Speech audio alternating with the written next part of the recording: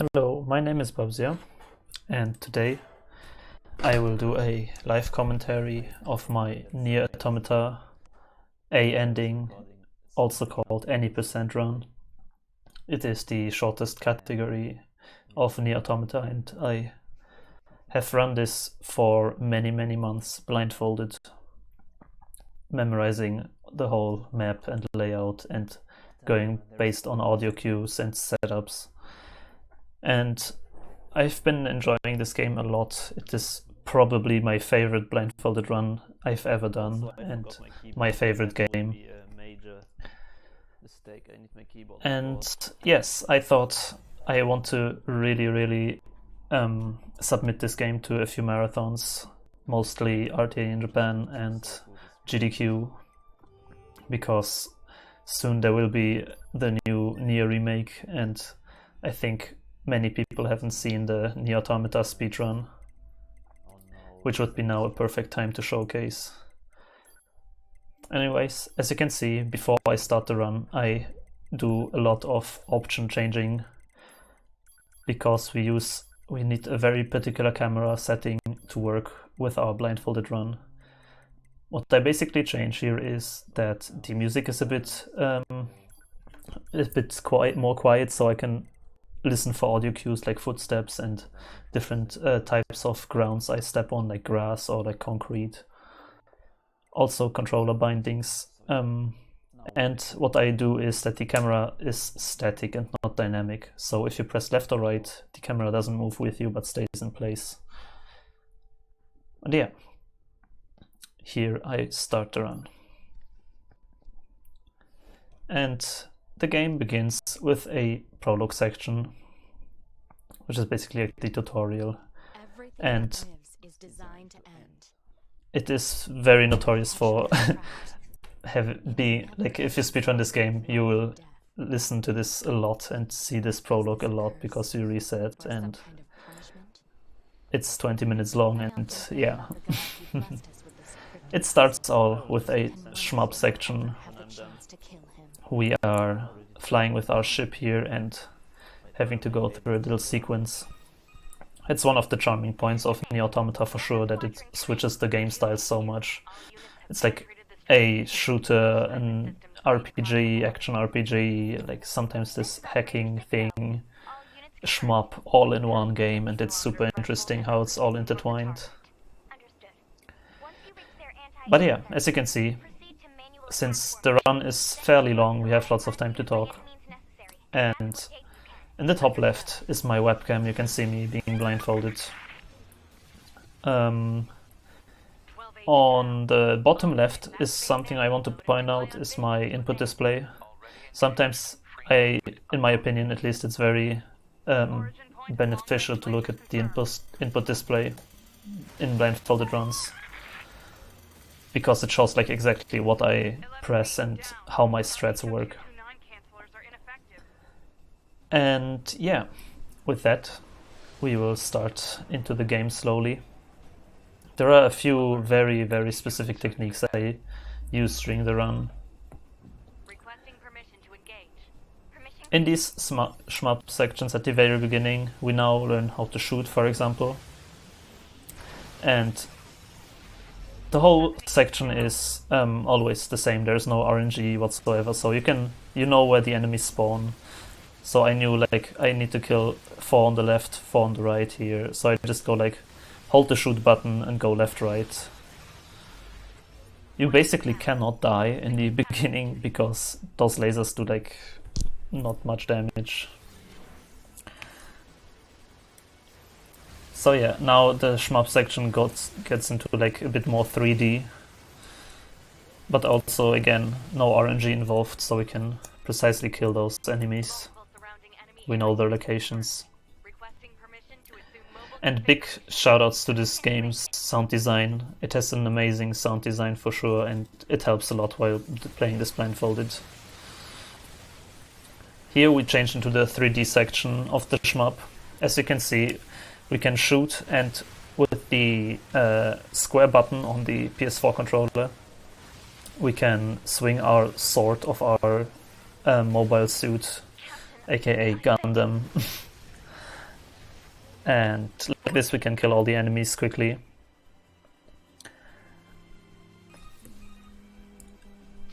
And it's also a very, very beautiful game in terms of scenery, which is very great to look at, for sure.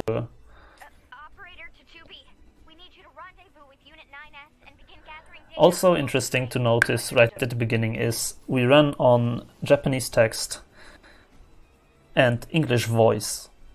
That's actually because for once in a speedrun the English voice is faster than the Japanese. There is one particular cutscene called the Bonkers cutscene. It's a bit faster in English, not that much, but a bit. And Japanese text, I think, doesn't save much time, but it is faster when you load and reload save files, which in a visual run you wouldn't really do. But I do it a lot, because I have different strats in my blindfolded run, so I think it's cool to have. So yeah, another 2D section, now sideways. Again, these enemies, you can kind of know where they spawn if you learn it by heart. And as you can see, I'm mashing the dodge button, so none of these bullets can hit me. And if you perfect dodge a bullet, it creates this radius around you that also does damage to enemies. And what I haven't talked about yet is the auto chips on the top right, you can see. It's a feature of the easy difficulty that we play on. It's basically chips that help you attack and stuff. For example, if the pot fire shooting is automatic for one chip, so you don't have to hold R1 constantly, as you can see here. And it helps a lot with auto-targeting. That's the main reason why we do this. And right here you can see we actually de-equip a lot of our auto chips because they actually do bad for us. And we switch the weapons, because in the speedrun we will mainly fight with one attack, with the short sword. It will come later. For now, here, this attack, it's called the damage glitch. It is an attack when you hit the triangle button with the short sword. 2B throws this sword and it like turns into the air, and if you do a dodge right before you throw your sword, the damage gets like multiplied by 5 for some reason, and you do like tons of damage, so it outpowers every single weapon in the entire game. And another very important feature right at the beginning for Blindfolded is the auto target that we have. For example, this enemy lands and we target him. That is very important to finding enemies, because in Blindfolded you cannot tell where they exactly are in most cases, but if you target them, the pot will shoot them and attacks will guide you into their general direction. So if you do like a dash attack towards the enemy, it will always go towards the enemy, as it says. So like this, it makes fighting a lot easier. Here's our first boss that we take out very fast with a buff item. And then we just chill around until this attack ends. It's also scripted. In Prologue there are a lot of scripted fights where you basically just have to wait. And now comes the first real movement of the game. And instantly at the very beginning we skip a whole section of this prologue, even in the blindfolded run. Upcoming is the so-called crane skip. You see, there is this platform that you should use as a bridge, shoot it down and then use it as a bridge and continue through like a long path. But we can skip this actually with a very specific setup, because in NieR Automata there's one thing called high jumping, which allows you with certain aerial attacks to gain an incredible amount of height. And that is used a lot to sequence break and go out of bounds, for example. And here I got a bit lost. But if I jump into the pit, I get my position reset and I could do a setup here. So this is a very precise skip right at the beginning. We have to go up to this point here, and then to the left side there is the crane. And first we gain some height with our movements. Oh, and I barely missed it here.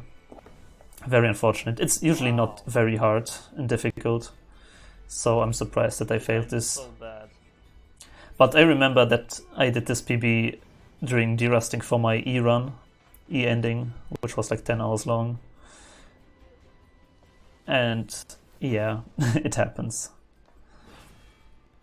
So yeah, as you can see, it's a very specific setup, and 3D movement blindfolded is always kind of a thing. Oh, and here she didn't grab the crane. I might need to check that, honestly. And as with every sequence break, it's kind of wacky physics going on, so... The good thing is, for example, here you can hear 2B's footsteps changed based on where she stands. Like on metal, it makes a different sound than on concrete floor. And that is a lot what I use to locate myself. Like here I notice I'm on concrete, that means I'm not up there. Basically, jump down again, reset, try again. But yeah, that's a very bad crane skip, I have to say myself. It was like 4th try, which is very, very bad. It lost like 2 minutes probably.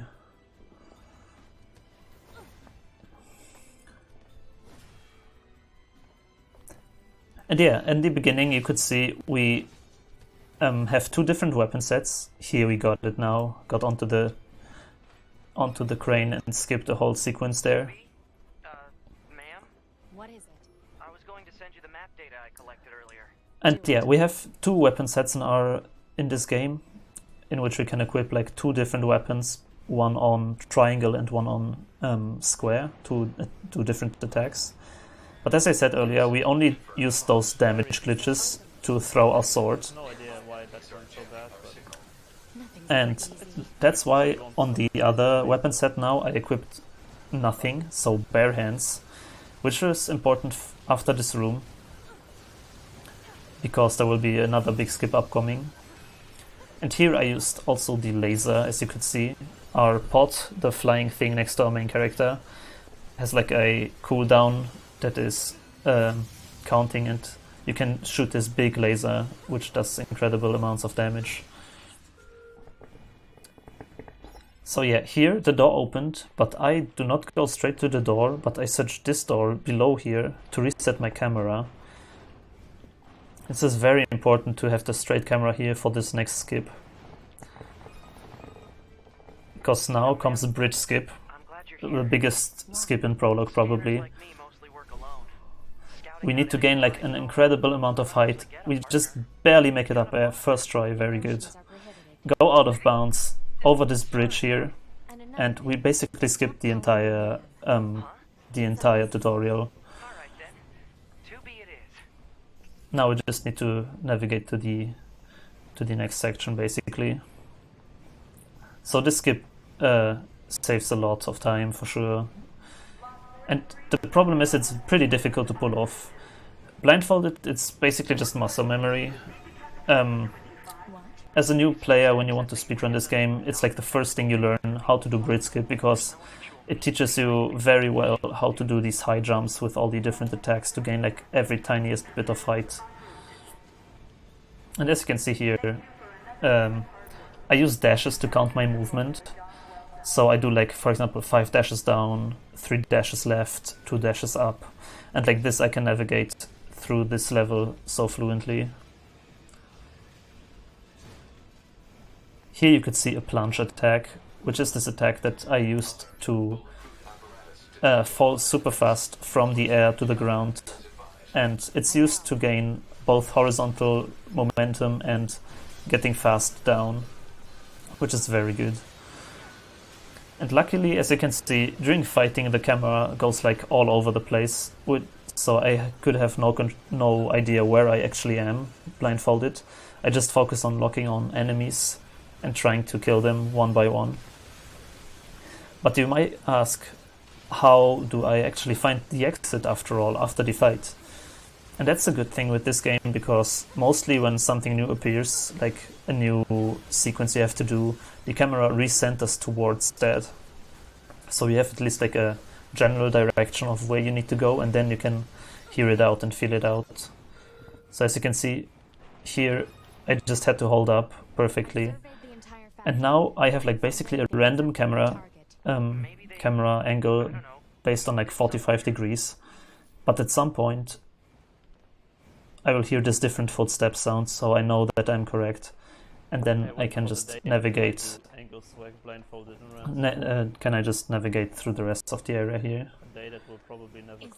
And here, for example, I could hear the chests, which means that I can go up left, and that's the general way of me navigating through all these big worlds. And it might look super funny because there is this big 3D space, but our camera is basically like constantly in like a weird angle. There should be another facility across that bridge. It's a bit of a hike, but should we check it out? Upcoming will be a few little mini boss fights. In the very beginning you could see one of the arms of like a big machine attacking us. This enemy will come back now.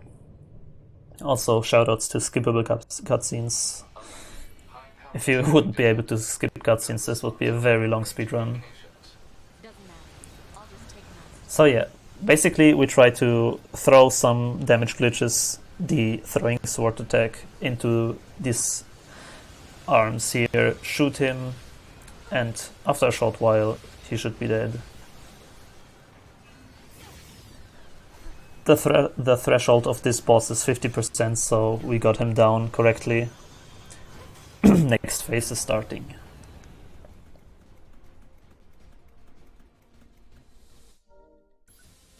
I play around with the light there to see like when exactly this cutscene starts. And now this section is completely scripted, you don't have to do anything. You just need to wait for a certain specific time of the music in the background.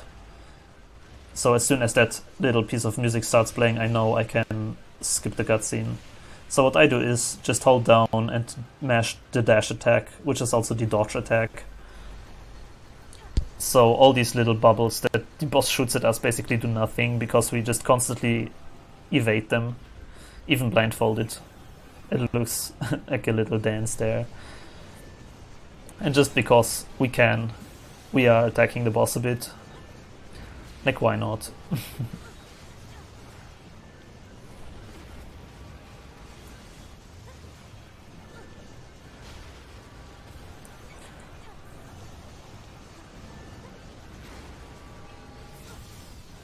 I want to point out at this point, you might see like there is this damage gauge, the HP bar of the boss, our HP bar, our level, the cooldown of our skill and stuff displayed on the screen. I just want you to keep that in mind. Second phase, this is basically random. The boss can do like a few different attacks. And there's the notorious attack called punches, which just completely randomly loses 30 seconds. And in visual speedruns, most top runners just reset at this point. But again, very impressive looking boss fight, in which you in fact only have to hold down and like dodge. Another feature that I haven't explained yet is, if you look at my input display, I am mashing the right D-pad button. The right D-pad button I have for the light of our pod, like the flashlight. And if you flashlight an enemy, basically, it gets taunted, which makes the enemy like angry and 50% more strong. But on the other hand, it makes him also take like 50% more damage. That's why we constantly mash, for every single enemy in this game, mash this light button to make the fights way faster than they usually would be.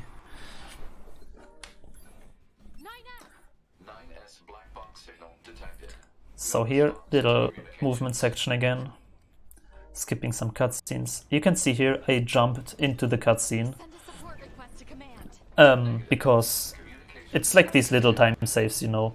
If you like just run into the cutscene, it starts and yeah, you're basically still at the same place. But if you like jump, if you can time a jump right before you enter, it like starts and you still gain like a few centimeters of horizontal movement. So yeah, just a quick movement up the boss, and we see our second protagonist, NieR, being laid dead on the floor. So yeah, also the story of this game is phenomenal and fantastic.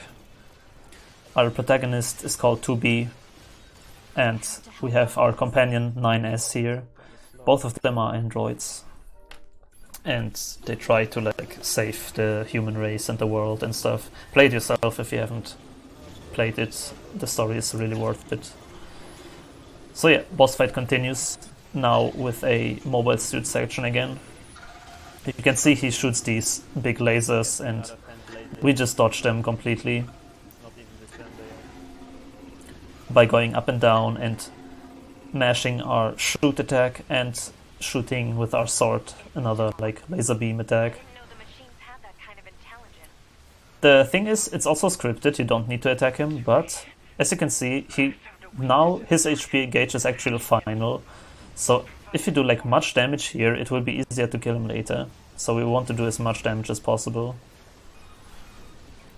Just trying to dodge all his attacks with up-down movements, because if you get hit, of course you do less damage because your own attacks would stop. So we just wait for this particular voice line of 2B, and then the next attack will trigger the next cutscene.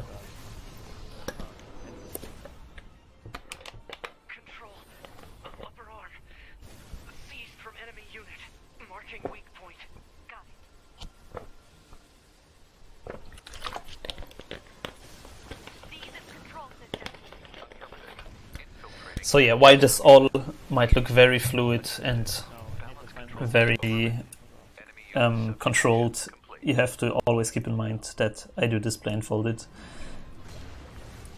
Which is, you can learn it definitely, I definitely recommend learning this game, it's extremely fun.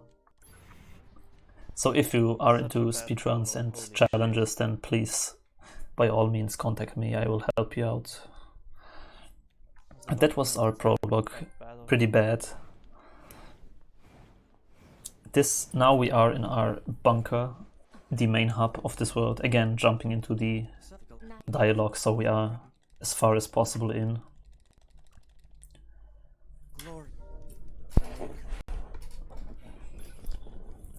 Yeah. Now basically the real game starts. This was the tutorial so far. And yeah, I play on PS4. The game is also available on PC, where the load times are pretty much a lot faster. That's a problem, of course, for speedruns, but the community decided to count a loadless time, so all the load times are actually not in the final time, which is why my PP is like 10 minutes faster than what my splits say at the end. But yeah, here the game goes into like the breaking the fourth wall. We have to like adjust our own menu because we are an Android, and yeah, this game is great, I can tell you. So NieR basically helped us resurrect, and we had to reset our options and stuff. It's a very story-driven game for sure, and I'm very sure that many of the speedrunning community, many members can explain it well better than I do. I just know the specifics for Blindfolded, and that's what I mostly run for sure. Sorry. So yeah, first what we do is go to the shop in our room and we sell all of our HUD chips and buy healing items. That's what I said with pointing out earlier. As you can see, because I cannot see anyways what is going on in this game, I have no need for the HUD. So I play the speedrun without any like HP bars or anything. It's more like it's not needed to sell these. It makes menuing easier later. And here I have to find the commander that gives us the quest, so I align myself in the center of the room with a very specific setup. And then do like this normalized movement here. Because if you dash without holding a direction, 2B does like a backdash and hits a fixed distance. Don't even try. The quick elevator, honestly. It's not worth it. Not if I... And here you can see I'm just resetting because how saves work in this game is also very important. So there are these save stations everywhere in this game. These boxes behind us right here. And if they are activated, you can basically save from anywhere in a certain like range. For example, like 50 meters around the thing. Let's go. 09S pushed us here out of the elevator. This is very bad. I hope we can fix this. God, I missed again. I just don't know if I'm... And here I get in. Okay, I backed it up. I have many different backups for every kind of mistakes in this game, so it should be very safe. So yeah, what I was talking about earlier is the save points. You can save from anywhere in the menu, at least if you are in this particular radius of the save station. And if you save like this and then reload the game, you start again at the transporter basically, with all the quest status and stuff saved though. So it's kind of a way to quickly get around, especially for Blindfolded it's useful because in a lot of times movement back to the transporter might take actually longer than reloading, even in RTA time, not even loadless. It's also used in the visual speedrun to some degree, but not so much because optimal movement is in any way faster than reloading a save.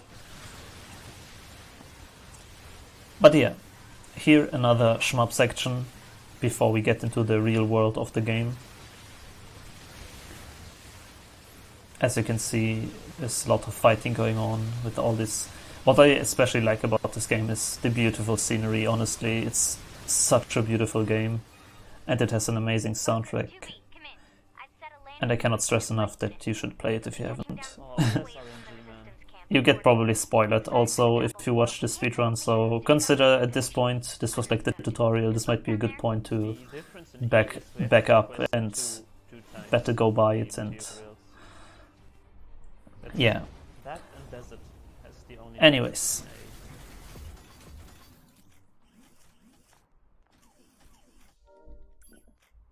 This skip is pretty precise, to be fair. There's like a cutscene skip that saves like not even a second. But yeah, we are in the open world now. God, this As is you can see, insane.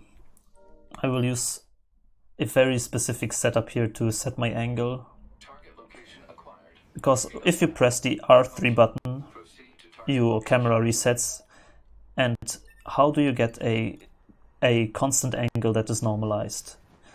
You grab an object like this and then recenter your camera. So we have a perfect parallel to the map camera, and now with this I have like normalized setups to get to point A and B.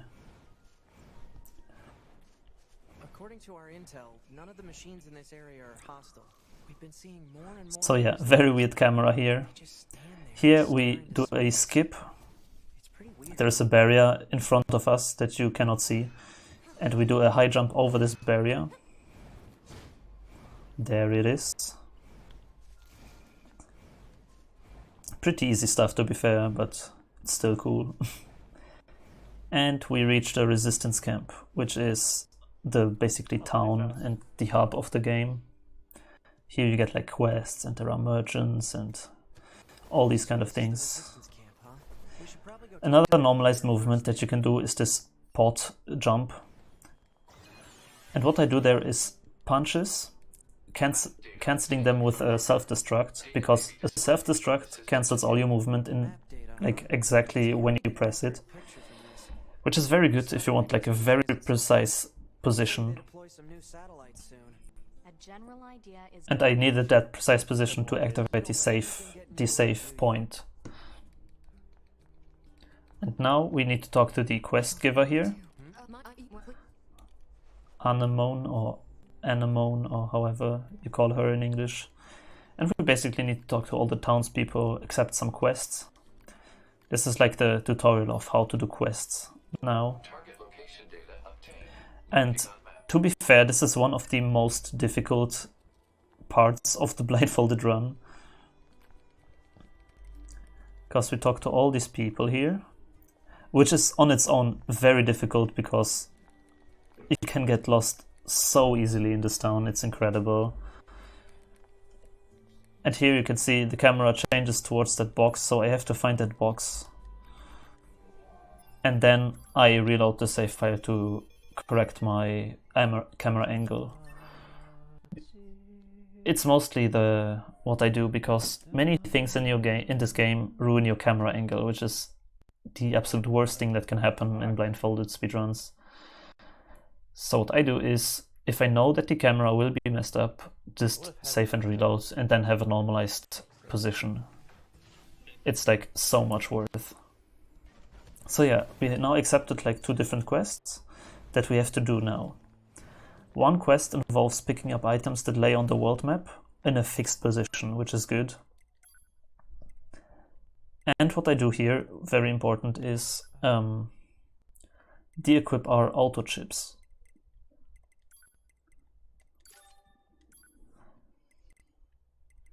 So very particular menuing here, because we have also 3 types of chip sets that we can just like put on and off however we want. And in this I configure that the chipset C does not have any auto chips, and A has the auto chips, so I can switch between them however it fits me. So yeah, movement, and good opportunity to talk about movement because it might seem pretty simple what I do here, just like move left, right and all. But there is one problem. I play on PS4 and the PS4 controller has no notches like the GameCube controller, for example. And here I also skip a barrier. Perfect.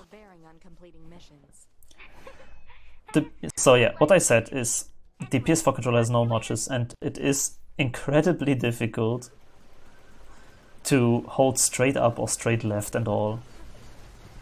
So most of my mistakes in this game are based on that I didn't hold straight up, for example, which is incredible in my opinion. So yeah, here we are at the first quest ground. I first go up to these enemies and kill them, because if they hit me, they mess up my position. So I normalize back. I search for this barricade here because it makes like a wood sound, as you can hear. And like this, I know that I am in the right position. Normalize myself here. No, I have double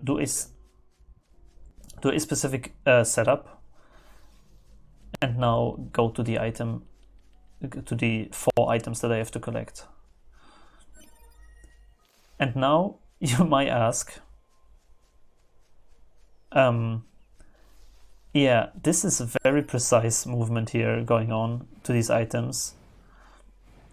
And now comes one of the very interesting facts about this run. I actually play the same time with a keyboard and a controller. So the keyboard is digital, so it has the WASD keys with which you can hold straight up, straight left, straight down and all, which is very, very important if you heard what I said earlier about the controller, which sometimes fails to hold straight up, straight down and all. And as you can see here, these items are like very precise, and I have to collect them with the keyboard because otherwise the controller would just like turn a slight bit more left than I want, for example, and it would be over. It would be a straight reset. The downhand on the keyboard is that the keyboard basically doesn't have no dash attack, so you can only like slow walk everywhere. That's why I still use the controller for like big distances. Here, for example, you can see that I'm not going straight up. I'm kind of slightly to the right. But it won't matter, I hope at least. But yeah, it's very, very difficult. Now, very interesting, the second quest that we have to do, because this involves random enemy drops that we have to collect. And the enemy drops fall randomly onto the floor. It's the famous questing, lots of resets here. Most resets in Blindfolded are at this point. What we first need to do is activate this save point here, which we do by killing all the enemies first. We missed one, as you can see. I heard now that every enemy is dead, and now the problem is I have to find the save point. God, I'm like really And far up. Yeah, I have setups from different kinds of positions how to get here, but the camera is also, again, a bit random, because when you reach this save point, the camera is dynamic. But with my setup, it's all good, all safe. So I found it, I saved it, saved the game, and now we can try to get the enemies. And what I do is, I lock onto an enemy like this, lure him towards us so they only come in one, taunt him, wait until he comes, then dodge one attack, start shooting, and he dies. Then I do a combo which sends me straight into like the left direction where the enemy was standing. It's a very complicated setup, but it works in like 90% of cases. The problem is still the items can fly anywhere. If you are unlucky, the items fly like super far away. Money. This one did not have an item. There are 3 different items you need, and there are 4 enemies, and 3 of the enemies always have the item, but if you miss it, you need to reload, and yeah.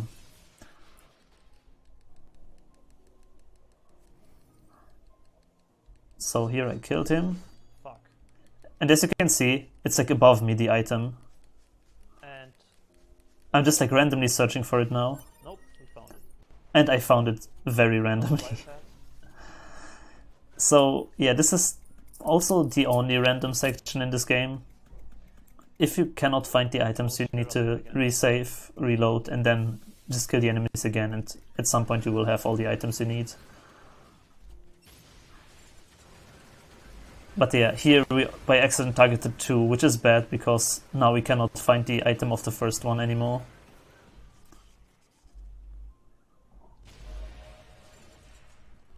Got a little level up. Come on, please. And again, the item is above us, so we need to randomly find it with circling around. Please.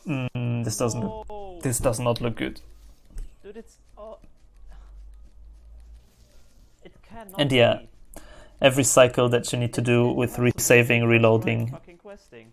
costs like 3 to 4 minutes, which is a huge time loss. I will reset here. I cannot find the item. 15 seconds. And I was so close to the item too. It's so unfortunate. 5, 6, 7, 8, Yeah, I'm just like randomly searching in hopes that I find it, but 12, 13, 14. oh well. This is so sad. It is sad indeed. So yeah, what I do in this case is reload the save. We will be really behind because my PB had a first try questing. And then we will just do the same setup again It's with so epic, the just not enemies. I just really wonder how we... Now though, we have a different camera angle, so I have like 2 different somehow. camera angles in my head while doing this. Don't know exactly It's how just to- memorization after all. So I lure again each enemy individually. That's the problem is if you if you get 2 enemies at once, then it's very likely to happen that... I have that already though. Fucking stupid shit. Yes, I only need the item that the big robot has The left. biped. So here, not a small one, this will not have the item that we search, and we didn't target this one, so we targeted like every enemy at once.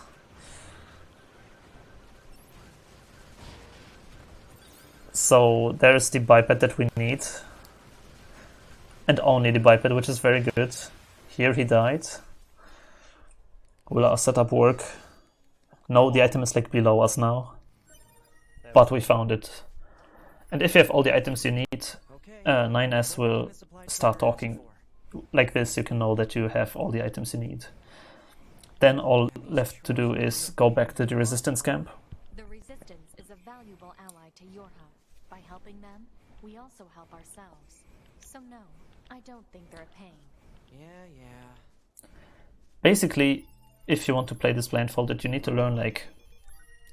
And yeah, as you can see, I saved, for example, in this corner and then reload, because I actually don't have to go all the way because of the radius that I told you earlier about.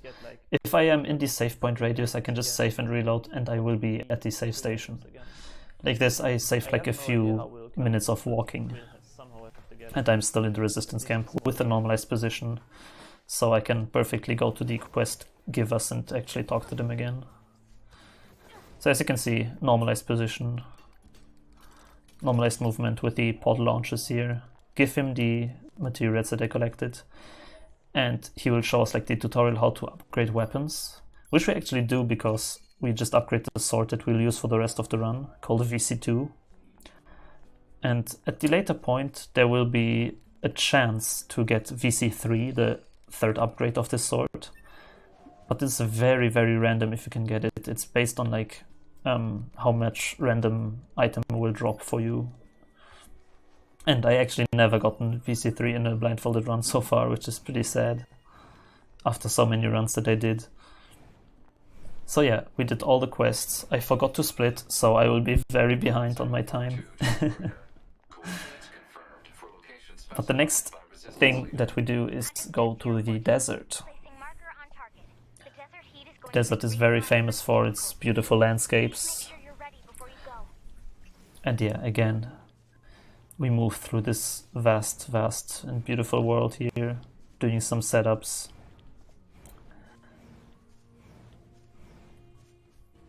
I do lots of like redundant dashes into like walls just to make sure that I'm really in the right spot.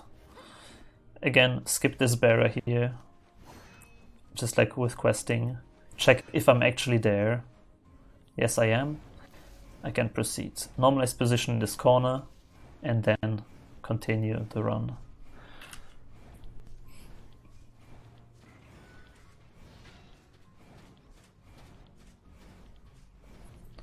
The reason I had to de-equip my auto chips was for the second quest, because if I had my auto chips, I would just attack the enemies randomly and I would never be able to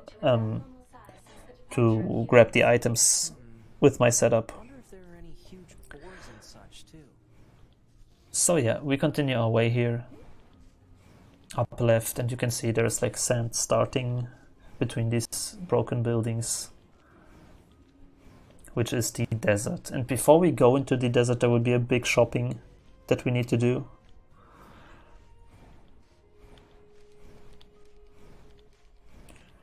Good thing with my setup, I just have to press up and mash, so we talk to him. It's perfectly aligned. So what do we buy in this? It's very interesting because we buy a resilience chip. We buy buffs, 10 of small defense buffs and attack buffs and healing items. And now we activate a save point here in case we get lost and have to reset. It's a very... finding these save points is one of the most precise things in this run for sure. So yeah, here I'm equipping my my auto chipset again, and on top of that I will equip the resilience chip. The resilience chip does also, this is more important. As you can see on my second weapon set, I equipped the short sword again. Like, we now have two identical swords, basically two weapon sets. This will allow for another fighting feature that we will use all the time, called double damage glitch. And basically how we fight in this game is throwing our swords with a damage glitch, like dodge and throw a sword, and then switch to our weapon set and throw the weapon again, which will lead to two swords being simultaneously in the air, spinning. So with each damage glitch you like do 5 times damage, and with the double you also multiply it again, so you do like 10 times the damage actually. With this, it's like you are incredibly powerful and you just slice through everything in seconds. Here we navigated through the desert, talked to the jackass character. And this movement is actually very precise. It's not very common that I get this first try. It's an incredibly precise movement through the desert, especially with all these rocks and stuff. There's a lot of little geometry that you can get stuck on, for example. But yeah, we also bought the resilience chip now, what I said earlier, which what it does is if you get hit over 80% health, so if you are at maximum health and then get hit, you will not stagger at any time. So what you can do is just mash your healing items that we bought so many of, and basically the enemy will never interrupt your attacks, which ensures that your damage glitches will stay in the air, and that means you will kill the enemy faster after all. So yeah, the big desert, big empty area here. We just have our movement, our dashes counted, so we know perfectly how to proceed through here. And also what I bought was the buffs, right? And defensive and attack buffs are very important in this speedrun too, visually and blindfolded, because they increase your damage by so much. It's incredible. And the defense buff too, especially in the later parts of the game, the defense buff becomes very important because you are so underleveled that most enemies will like kill you very fast. On the easy difficulty it's not that bad for sure. You could skip them, but it's still nice to have. So yeah, here you could see this little machine in the story that is fleeing from us and is leading us into this desert complex of like an old town. What's that? Analysis. It is the ruin of a former human residential area. This is the plunge attack, perfectly landing straight on the pipe. Metal shelters. The structures were referred to by names such as apartment complex.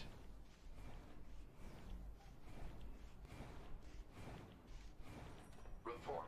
Mail notification received from access point. On E we would go up left now. So yeah, soon our first real boss fight is coming up. It will be Adam, one of the main and villains and bosses of this run. And fun fact about this particular portion of the game: in the top left corner of the screen right now, there is a hidden weapon called, I don't want to lie, but something Fang of the Beast or something with Fang. It's a double-handed, I don't know what type, I forgot. Anyways, in my first blindfolded runs I actually used the lance, And also in the very, very old visual speedruns, the fang was used. Has a bit of history knowledge.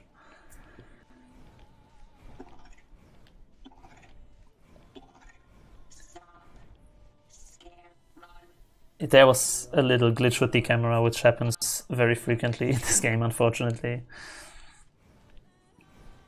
So this enemy resented our camera, but we got stuck in this little portion here, and I tried to somehow improvise out of this. Here I slowly noticed that I am in fact stuck. I wonder what makes them choose these words. And there we go. You were stuck.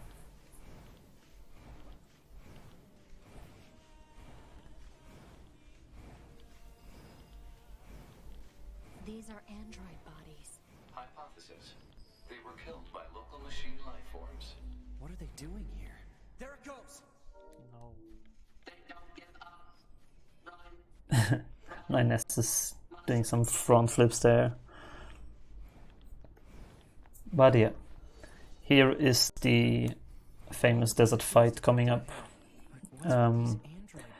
There will be many, many machines, and what I try to do is gain as much EXP as possible here, and also items, because these enemies drop the items we need for the 3rd level of the sword. So we just randomly have to hit these enemies somehow. They don't have any feeling. They're just imitating humans. And we try. Let's take them After this, there will be like a basically timed fight where tons of these robots come at you, and we try to self-destruct right at the end of the fight to kill like a lot of robots at the same time.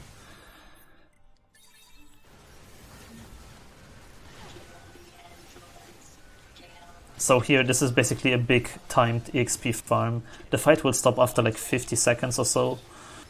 So we just try to kill as many enemies as possible, get money, get materials.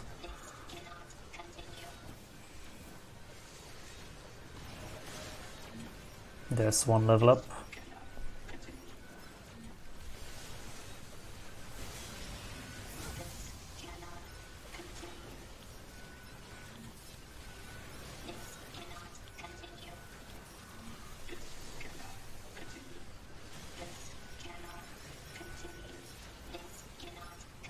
Very action going on. And here I self-destruct, blasting like lots of robots. And the problem with self-destruct is you have like 1 HP left and 1 hit will kill you. But if you do it right before the cutscene, of course, you start in this boss fight and you can just hit yourself. And then here, it's possible to skip one phase of this boss, but it's pretty difficult. I don't know if I get it here, but I can get it sometimes. You just need to do like lots of damage. Anyways, you have to basically hunt this boss and shoot him and kill him. Here I shot him with a laser. I do not have an unlock on, I don't think I know that. Yeah, I usually should have locked onto him, because right now, as you can see, I'm just shooting nothing. And he hits me. There we go, now I have him locked on. Throw my swords at him. Dodge. I also used the counter attack a lot. So when I dodge, because I basically with every damage glitch attack I do, I also dodge. And if I do like a perfect dodge and then attack, 2B does like a counter attack in which he jumps into the air and these kind of things. And I use that also a lot because I get tons of perfect counters just because of the fact that I mash the dodge button while fighting. So here, an escape sequence also needs like very particular movement, blindfolded.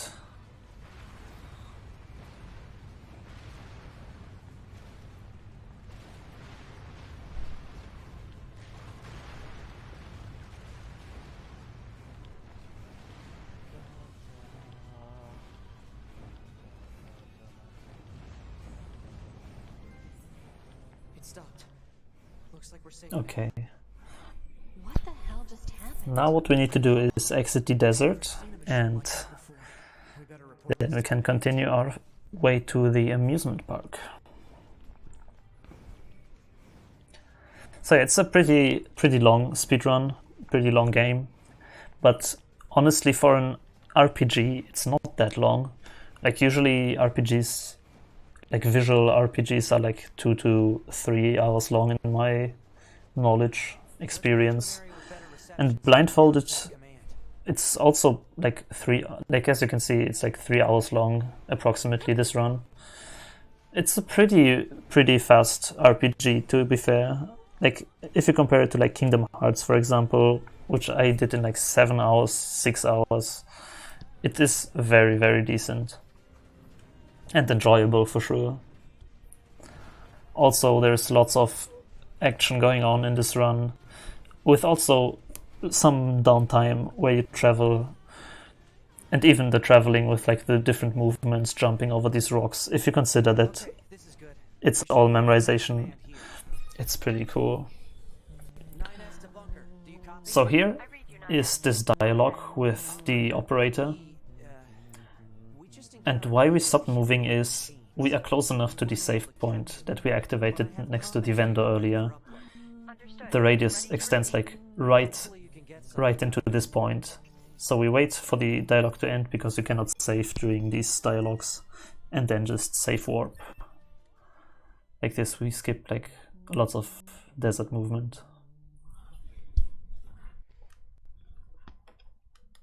We also did not split at questing. I just noticed. And yeah, here I noticed that I did not split earlier, so my splits are still messed up, but I'm not that far behind as I thought. So yeah, we are back here, and now continue our way to the famous amusement park section of the game.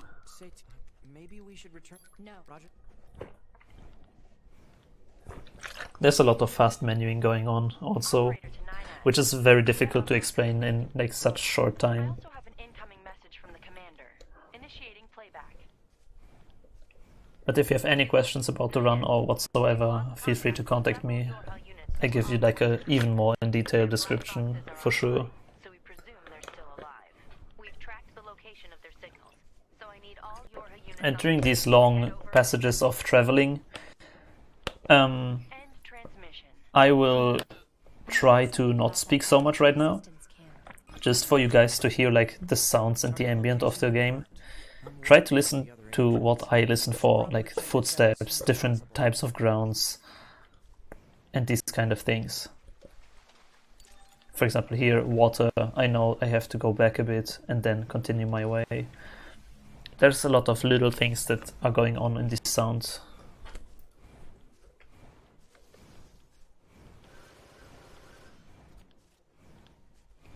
What you could see me doing here is shoot my pot fire against this wall, and it's basically echolocation, because the further the bullets travel, the later the sound will appear in your headphones.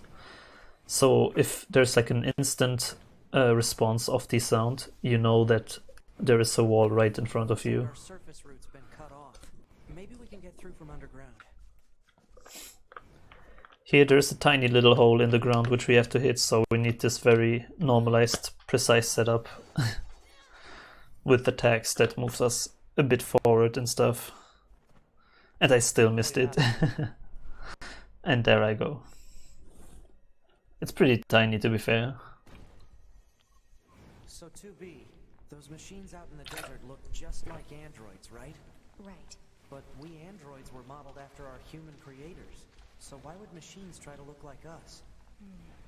There's no point trying to work out unsolvable problems. I suppose. Very philosophical, this game. Also, ladders are a big enemy. The good thing about ladders, trouble is finding them, but the good thing is they point your camera in a normalized position, so they have their goods and their bads for sure. And there it is, the famous amusement park scene that many players love to this day.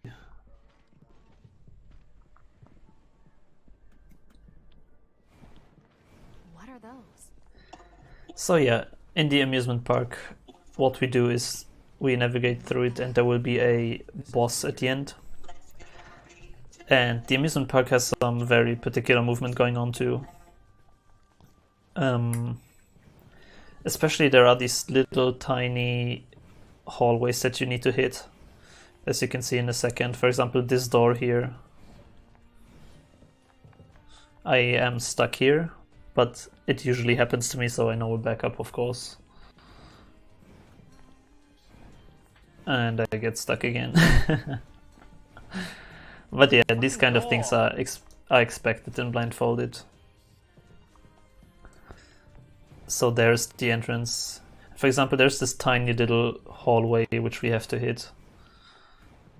So it's a very precise blindfolded movement going on in amusement park. The problem is there's like no save point until very soon. So any mistake would lead you back to the desert, which is a long walk. If you want to reset at least. There we hit the cutscene.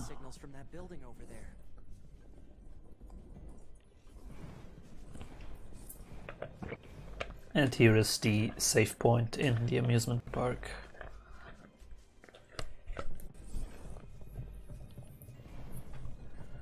With a normalized setup we can activate it. And now we will skip this whole coaster thing with a high jump on this building here. It's a pretty weird skip because the upper part of this building is a 2D section, so the camera sometimes really behaves weirdly. As you can see, I was out of bounds for a second even, and then it panned back into the 2D section. But yeah. We have to do this exactly in this way because we need a fixed camera for the next part. And here... Yes, I got stuck there. So I do this very specific movement here to get a always consistent camera. There's this tank appearing, but you actually do not have to fight him. Many people don't know that. I need to run into this very corner here, because if we dash once left here, the camera will pan, and if I do that too fast, I will get lost. So like this, I can move precisely through the zone. Now comes the famous roller coaster ride.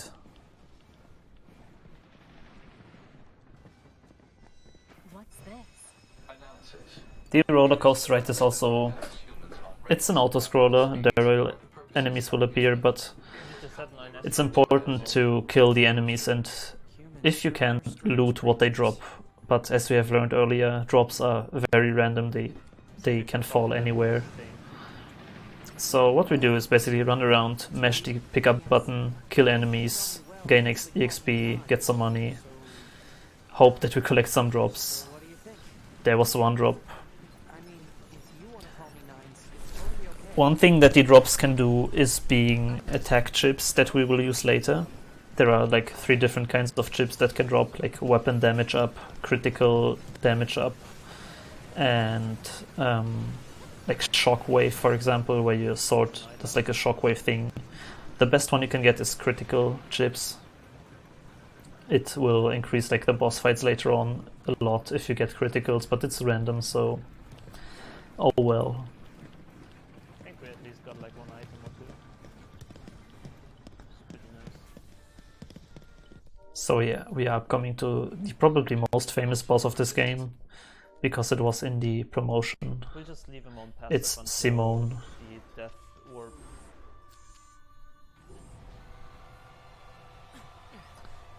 Simone has some pretty interesting things going on in Blindfolded. What the hell? Our records don't say anything about it. Most of all, we buff again, and for the first phase we need to get her to like a certain threshold.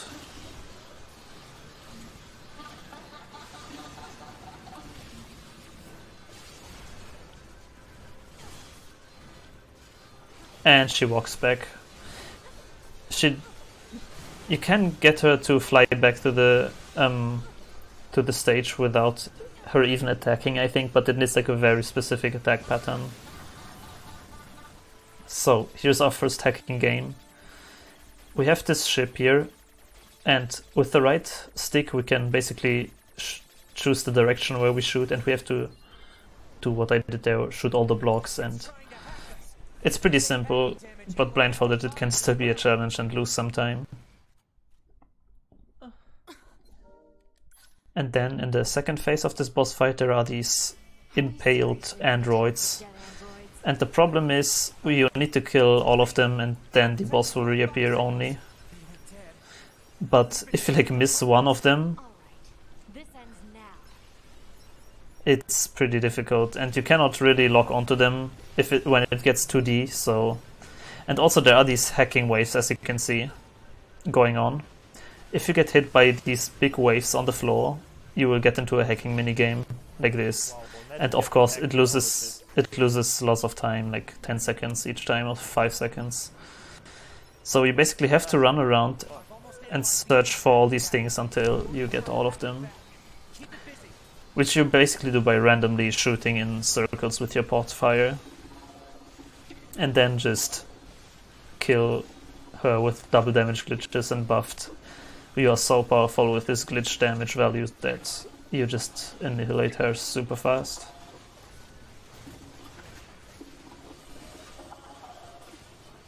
Alert. Saturation attack triggered.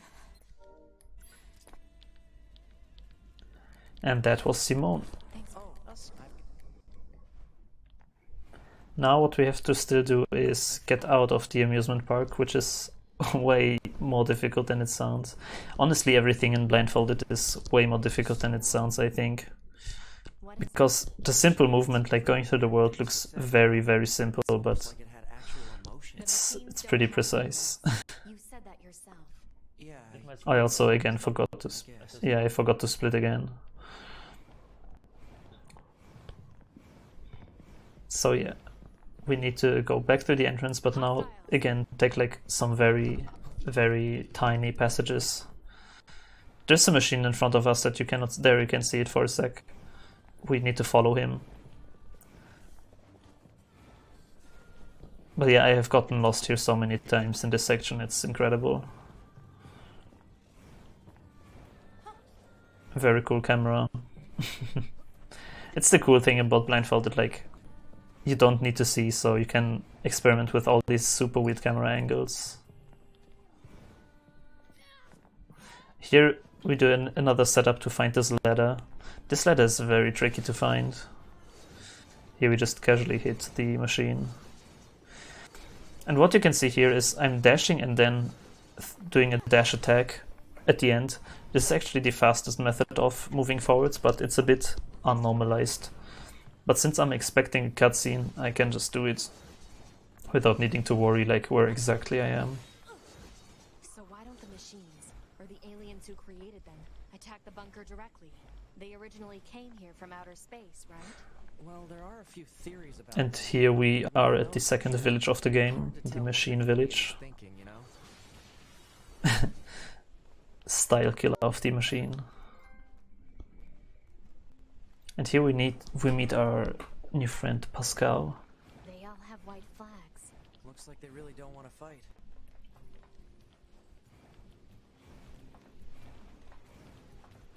But first of all, we activate the save point. That's the most important thing.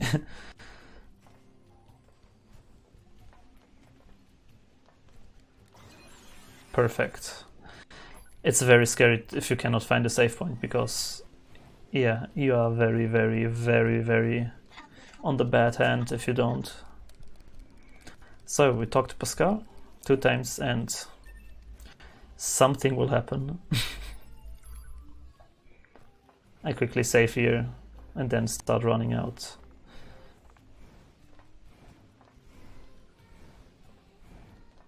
We now got an item from Pascal that we need to deliver to the resistance camp, and then go back to Pascal and tell him that we did like the quest. It's basically like a side quest. But very important is that we saved there after talking to Pascal, and you will see why in 1 second. Get into the city ruins if we move that box. So here we activate like a shortcut to get faster between the different cities, and I reposition my camera with this box here.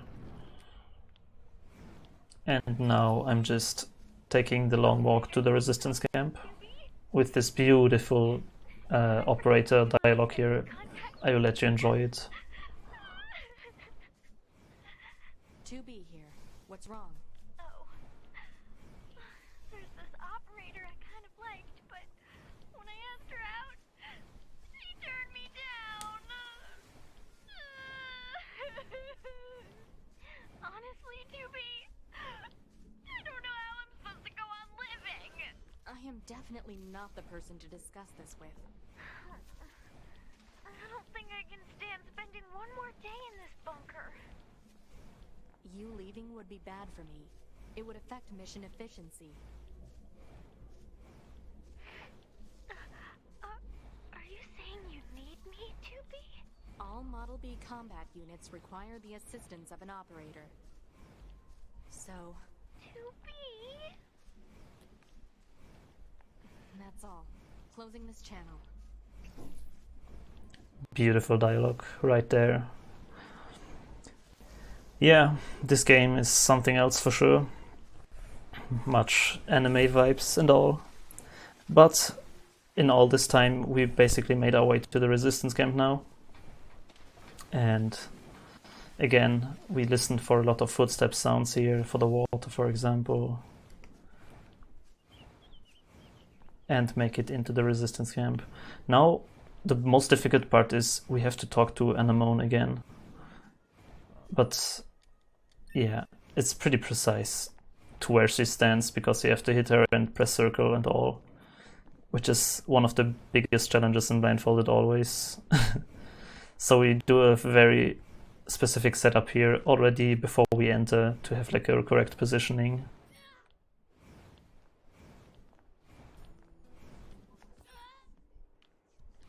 And now to the right she should be. Nope, that's not her. But it's part of my setup. So we know this is the weapon guy, and Anemone is like 2 steps down, 2 steps right. That was way too far. I don't know what I thought here. Well, why did I? You can see on top of me the red dot marks the quest giver that we need to talk to. And we just talked to some random quest givers here. Oh no, not again! Yeah, it's very known for me to get lost in talking to NPCs. I'm trying to figure out where I am, but now I'm stuck inside like a little cave. So I can hear like, for example, yeah, I can, based on the dialogue's length, I can hear where I am. Here the box, I know where the box is, so I can back up and talk to her. Perfect. After some troubles, it still works. The problem, camera again changes towards this door, but now comes the funny thing. We will do a death warp now. We first self-destruct here to get to 1 HP. And if you remember, we saved at Pascal's village, right? Now, if you die, you respawn at the save point. And you lose all your chips and all. That's why I equip the chipset that has nothing in it. So I keep my resilience chip and my auto chips. Now I just target a random enemy that's standing around here. And get one-hitted by him. GG. And continue, and magically, with how the game over system works in this game, we are back at Pascal's village. Basically without our equipment and all, but since we didn't have any equipment in the first place, we didn't lose anything, and we just saved like the whole backtracking of the entire way, which saves a lot of time. So yeah, now we talk to Pascal again. He just started You believe we're not a threat? Again, a very, very tedious ladder. Still don't have a heart. I suppose that's technically accurate. Yes, well, you're free to visit our village whenever you like. Here I got stuck in these children. And I need to re-equip our chipset with the auto chips. I noticed that it's not Pascal, so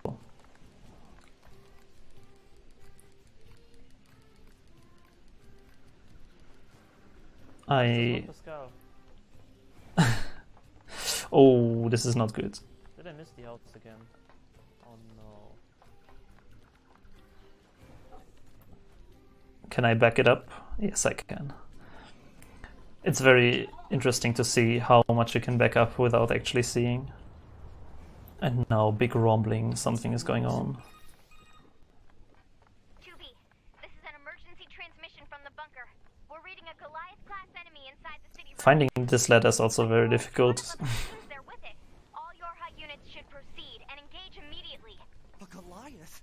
This was a trap. I knew it. I promise you, we were not aware of this information. I realize the odds of you believing me are strikingly low, but I hope you will nonetheless. We'll sort it out later. Let's go.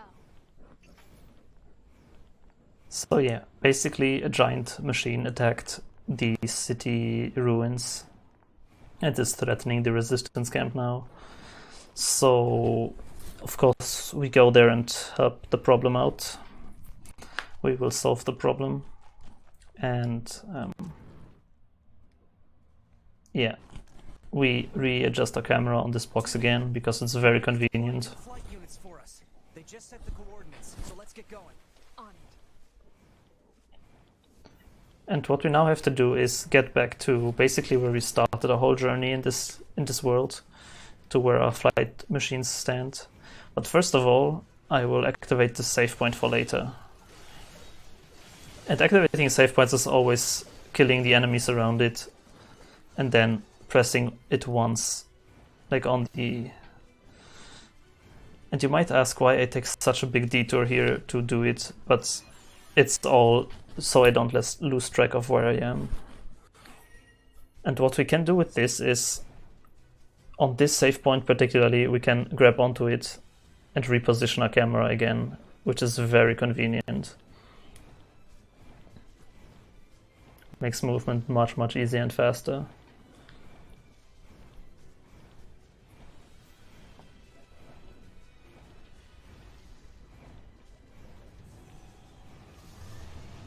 So yeah, you can hear the attacks coming. There are these giant robots going on. Yeah, no. Let's find another route. So we just like don't attack him now. We have to first go into a big building and kill another one. So yeah, as you can see here, I'm trying to... I'm kind of not getting up there. No, did I miss? The barrier is exactly in front of me, but I am not hearing the wooden footsteps that I need to confirm. There I can hear it. So repositioning and continue the journey. On the roof of that building up ahead. It'll be dangerous, but we're not going anywhere unless we pass through that Goliath's legs. We should be careful.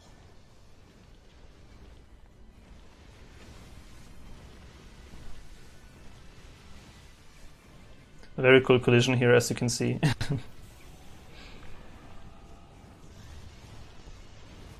So you won't see much of the big enemy that's right next to us because of how my camera is set up.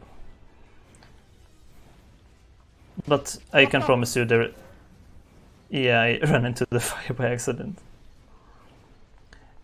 So here I realign myself again, because there's another ladder that I have to hit, and ladders are very difficult. So I use very normalized steps here. And unfortunately I get stuck on this little pillar here, so I will not hit it. Yeah, I'm just running outside of the building. I think I'm inside. But I notice And if that happens, I of course have another backup. It's a lot of backups and improvisations for sure.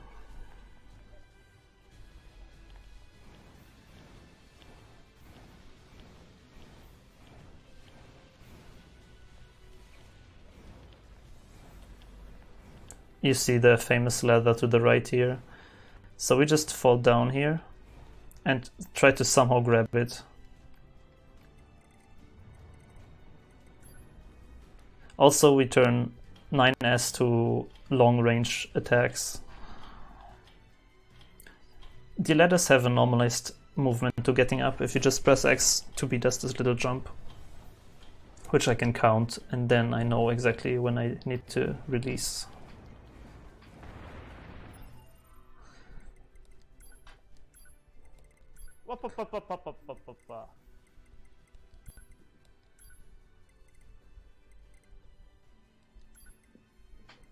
Wait, what? I'm getting lost in the menu here. I thought I did not... yeah, I forgot that I equipped already the second weapon set, chipset after doing the death warp. Here equipping damage up skills and hitting damage glitches on his arms whenever he decides to punch. We need to kill this enemy with this super weird camera.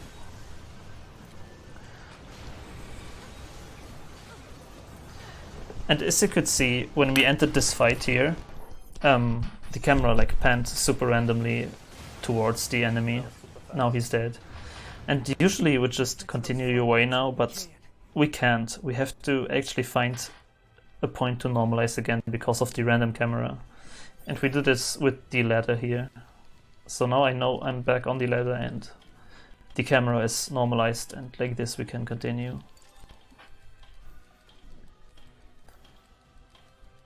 Now the next difficult part is coming up, where we need to find the flight machine.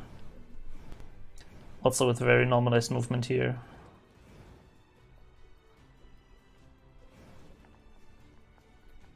Getting stuck in this corner. Then doing a pod launch. And now you have to... You see the machines right there. You have to press circle like right in front of them. But I have backups from this corner, for example, how to get there. And we're on the left side.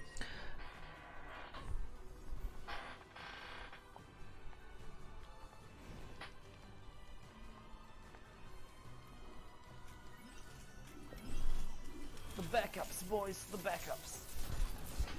Yes, backups are extremely important in a blindfolded speedrun, especially in RPGs and open worlds like NieR Automata.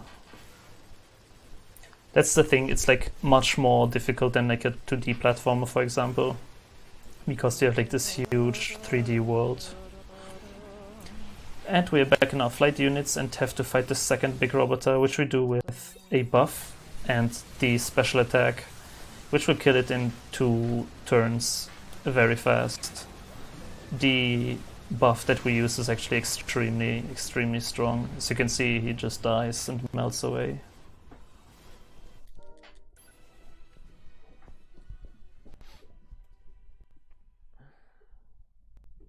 Okay, now we have to be fast. So yeah, negotiations. What to say about that? 7, 13 plunge. Interesting is that there is a certain dialogue playing right now, and I have to be fast now because I need to enter the next cave for where we are going, basically, while the dialogue is still playing, to get like a cutscene skip. So I need to go very fast here.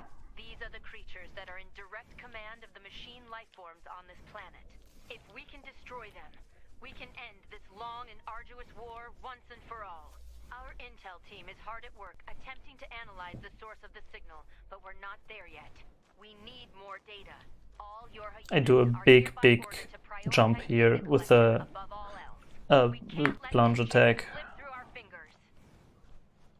But it seems to be underground. There, we got the cutscene skip. as you can see, like 9S dialogue interrupted the other dialogue. Juicy You're not Skype much for glitch. plans, are you, 2B? And that activates the so-called Skype glitch, because we ended the phone call of the operator basically and interrupted it with 9S dialogue, which will save time later, because always when the telephone or like the operator calls, if you have noticed, it does like a weird like tween sound. And because we skipped like this Skype call now, we call it. Also very dark cave movement. Pretty cool to see. Look at all these dead machines. Seems Every like time now someone calls in this story, we do not have to hear this call initiating sound. nothing like it in the So we save like 2 to 3 seconds every time, because the game thinks the call is still going from like this skipped one. It's pretty neat glitch. Now negotiations. What to say about this fight? It's basically an auto-scroller. It's timed, and there is you fight Eve and Adam, and you can kill him once to level up. Like that's what we do. We kill him once, get tons of EXP, get 1 level, and then in the visual speedrun you can clip out of bounds and escape actually this arena and get some materials in the meantime, because they just talk. What we did in Blindfolded is we kill him once, get the EXP, and then clip out of bounds too, but then we just chill. It's basically just for style, because we can't do it that fast. So here we killed him, get the level up, and now what we need to do to clip out of bounds is do a high jump, but we need even more height than normal, so we need to counter attack like this.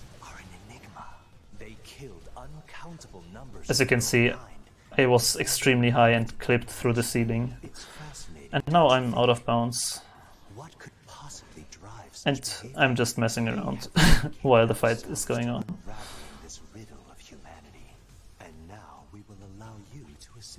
You can see me there on the right side. And I try to get on this bridge. It's what the visual speedrunners do, but I just do it for the style, for sure. If I ever get out there blindfolded, I'm literally good at this game. In order to drag their secrets forth into the light. Surely you see the attraction in this. Are you insane? And yeah, of course the end boss cannot go out of bounds, so you're also safe, you don't have to do anything. Bonkers. Well, I suppose this concludes negotiations. I think it's just super cool to look at. And very fascinating that we can go out of bounds blindfolded that consistently.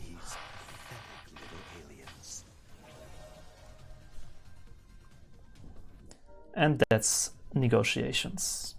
Next up is A2 and the Forest Kingdom. So we have to head back, go out of this cave again. What a pain. Stop complaining. Yeah.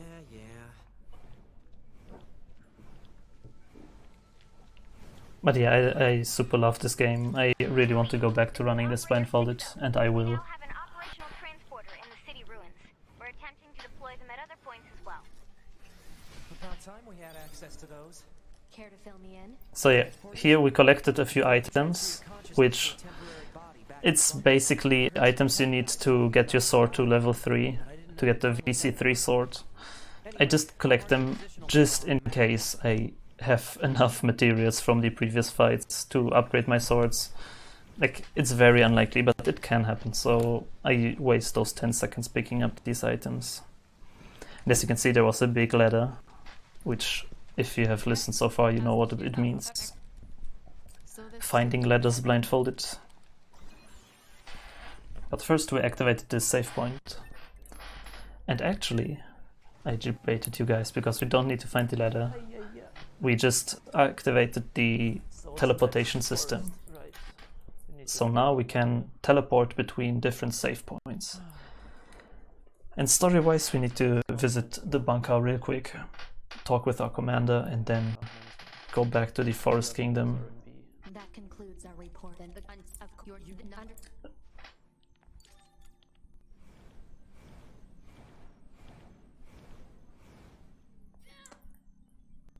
here, normalized movement to find this elevator quickly.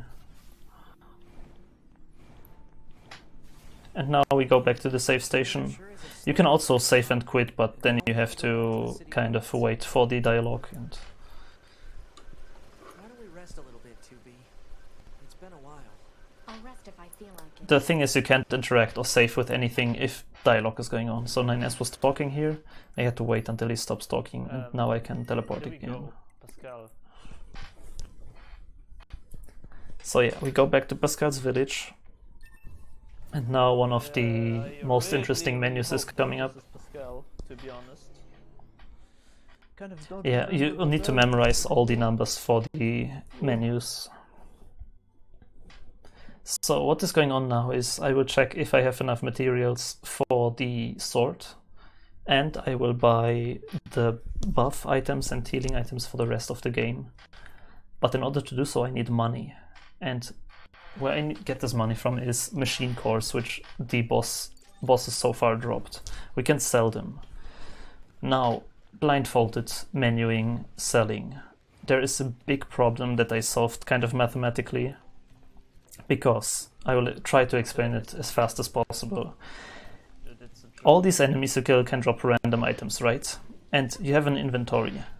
Blindfolded, you do not know how much items you have and at which position the machine core will be. You know it's somewhere down because it's like the most valuable, but is it like 5 clicks down? Is it 6 clicks down? You have no idea because you got random items into your inventory throughout the run, right? So what do you do to find out how many items you picked up besides the machine cores? And for that I wrote like a little algorithm kind of. Also I just got lost and couldn't find Pascal. So I just save and reload. 1.5 dashes left, jump up, dash up, jump up right, dash up right, into the house. Then do like a turn because you can't escape anyways, and then you just mash and he should be there. Yeah, so what you will see shortly is this algorithm that I constructed. Because while we cannot know how many items we have and stuff, we can abuse the fact that the item menu is cyclic. Not cyclic, I'm sorry. That means that, first of all, we have categories of items. We have healing items, buff items, important items, like these kind of things, right? So first we throw out all the items that are not materials, because machine cores are listed as materials. Okay, now big menus. Then, after we've thrown out everything, we can go to the... here we check if we have enough materials for the sword, and we do not. So we need to... What we do to perfectly sell only the machine core now is we throw out all the items we have in our inventory. And the problem is why we just can't sell everything is because 2B's OS chip is also in there, and you will die if you do that. So, and other important items like the auto chips, for example, we cannot throw them out, else the run is basically over. And here you can see what I do. On the very bottom are the machine cores, and I have all these different items. So I know the machine core is the last item, but I don't know how many items there are. So what I do is I count how many items there are by going one up, always +1, and then going to the very last item of the list 11. Until the list cycles once. Now I know there are 11 items in my inventory. With 11 items in my inventory, I have counted up. So I keep my... Yeah, basically I can count the X number of items -1, and I will have the position of the machine cores in my inventory that I have to sell. And like this I have like tons of money now. I can buy billions of buffs, billions of heal items, and I'm good for the rest of the run. I hope that was to some extent understandable. I know it's a lot, but we also equip the chips that we got.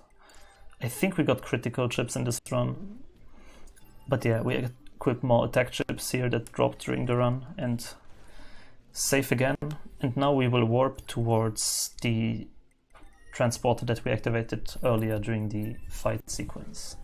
Oh, I will never get VC3 in a run. It's such a shame. I got VC3 once. And then we had this fucking glitch where the machines in the facility, commercial facility, went like invincible and I couldn't defeat them. Now we are going to the forest. I'm so unlucky with stuff like this. I get like one lucky run where I get VC3 in my life. And then I get a game-breaking glitch.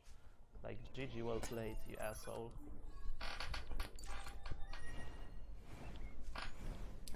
So yeah, there's a tiny bridge that we have to cross here. It's pretty precise to get up there.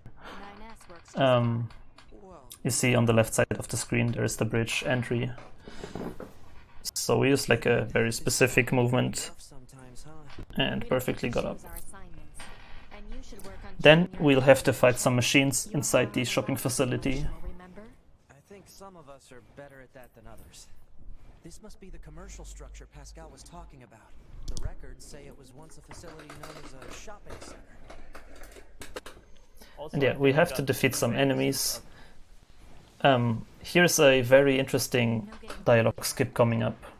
It's very random and it doesn't work always, but as you can see, the camera turned randomly again. What I'm trying to do here is dialogue store this dialogue of 9S and then walk into the cutscene, which I cannot know where the trigger is because of the random camera. So I'm trying, because I have to put him to long distance anyways.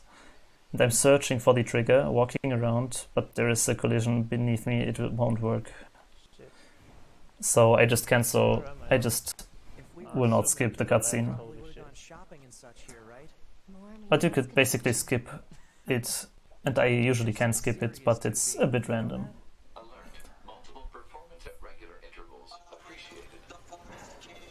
Also pod cancelling dialogue here. And now we have to fight these machines. And Emil will appear for a very short time in the cutscene. And here I could hear that I have critical chips because sometimes your attacks now like explode and do like tons of damage. That's a critical hit. And I could hear that, which is very good. Critical chips are like the best. And the problem is, the last machine, you have to kind of go towards it to start the cutscene. But I find it here after a while. And now comes forest movement. Forest movement is also pretty interesting because we abuse drown warps, which means there is water in the river and 2B cannot swim. So if we enter a body of water, it will respawn us at a normalized position with a normalized camera angle. And we'll use that to our advantage to get like pretty decent movement through this forest here.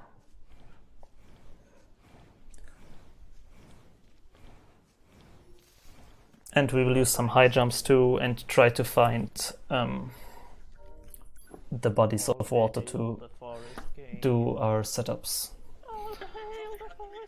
Anyways, I will be quiet for a short time and be right back with you guys. I will let you enjoy the forest movement. I'm aware of how to fight. You just be careful. I will, 2B.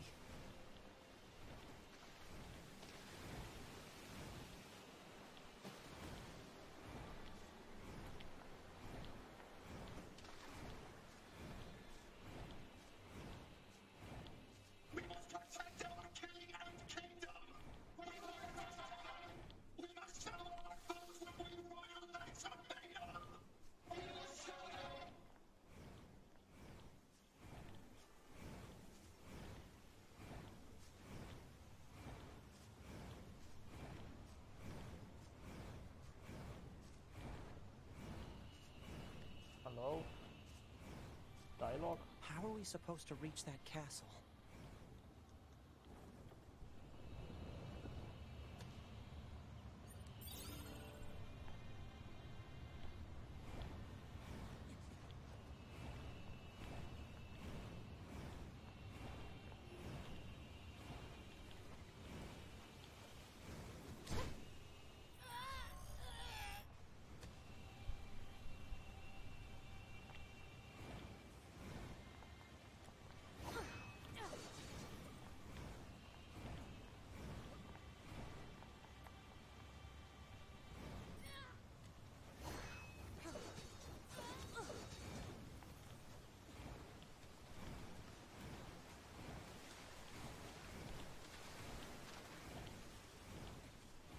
Kobe! Boom!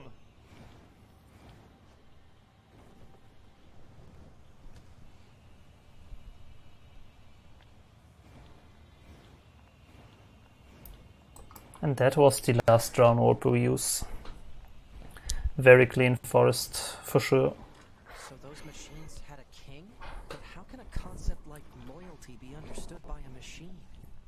The forest area is also very beautiful in my opinion. It's very fun to just casually walk around here. And Blindfolded is not so fun because there's lots of rocks that you can get stuck on and branches and all of these things. But the drown orbs makes it definitely very cool. So here we are in the old palace section. We now need to go into the old castle. In the visual any percent speedrun, we clip out of bounds and basically skip the whole thing. Blindfolded, we cannot do that, unfortunately. But we'll use one final drown warp here. If we can find the water, we are a bit stuck on the wall right now. Oh, I got stuck so hard. Yeah. I cannot get out of this wall, unfortunately. I can't fall down. The fuck, where am I stuck? And as you can see, I'm locked on, so my camera is moving very randomly. Oh my god, I can't get down. And here I drown up. So I know where I am. I think I'm on the left side of this whole bridge though, so I will figure it out for sure, and it's still good. I mean, if I wouldn't say anything, you would probably believe that I think what I'm doing right now, but that was actually quite not what I thought while doing this run. Anyways, let's pretend that was intentional, and here's the save point. This save point is very, very good for sure, but upcoming is the castle. And the castle is an extremely cool area because it is an entire 2D platformer suddenly, like a whole genre shift again. And I do it very fast, so don't blink, we rushed through this whole thing. We need to go up here, perfect. Go down here, up here. Plunge for extra speed, dash under him. And now we are in the library.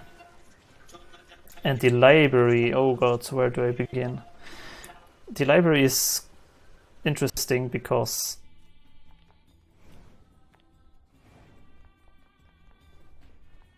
I instantly get lost, as you can see.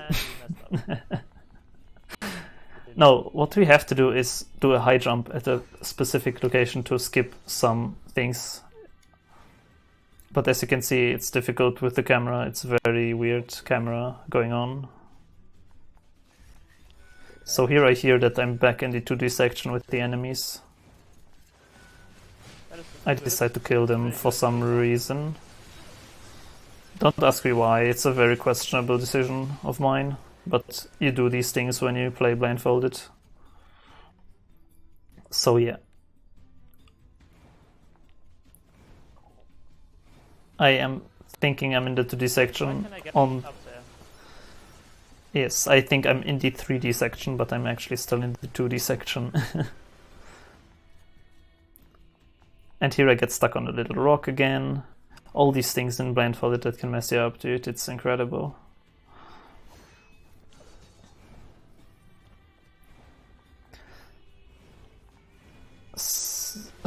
Here I hear that. Downside, like on the right side. No. I'm still at the very beginning. So yeah, big mess up here. Very unfortunate. This is what should happen. I should get stuck in this window here. And then get down here into this corner perfectly. And now high jump into this little point where there's no fence. And now we can use the good old ladders, which are hard to find. So we use some movement to get into corners, setups to get onto the ladders, and then we can proceed. And here we didn't go completely up because here we can do a high jump to get into the final floor.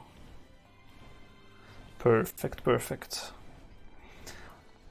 And that's it for the castle basically. Now just jump over this little gap here. And this is very interesting. There's this transporter here, which will play a huge role. So we activate it, save, and we will go to the boss fight, which is A2, a third android that joined the story and is like rebelling against everything. And I swear the story is good, but we skip all the cutscenes in the speedrun, which is bad.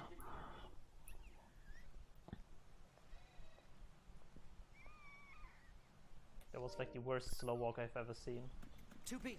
So yeah, 2B, what we do is... You get it, I've seen. Blindfolded drugs, forehead. Annihilation recommended. Annihilation? 2B, A2 is pretty easy. We just buff ourselves, throw swords, double damage glitches into her face, and with critical she just melts away in 1 or 2 seconds. It's incredible.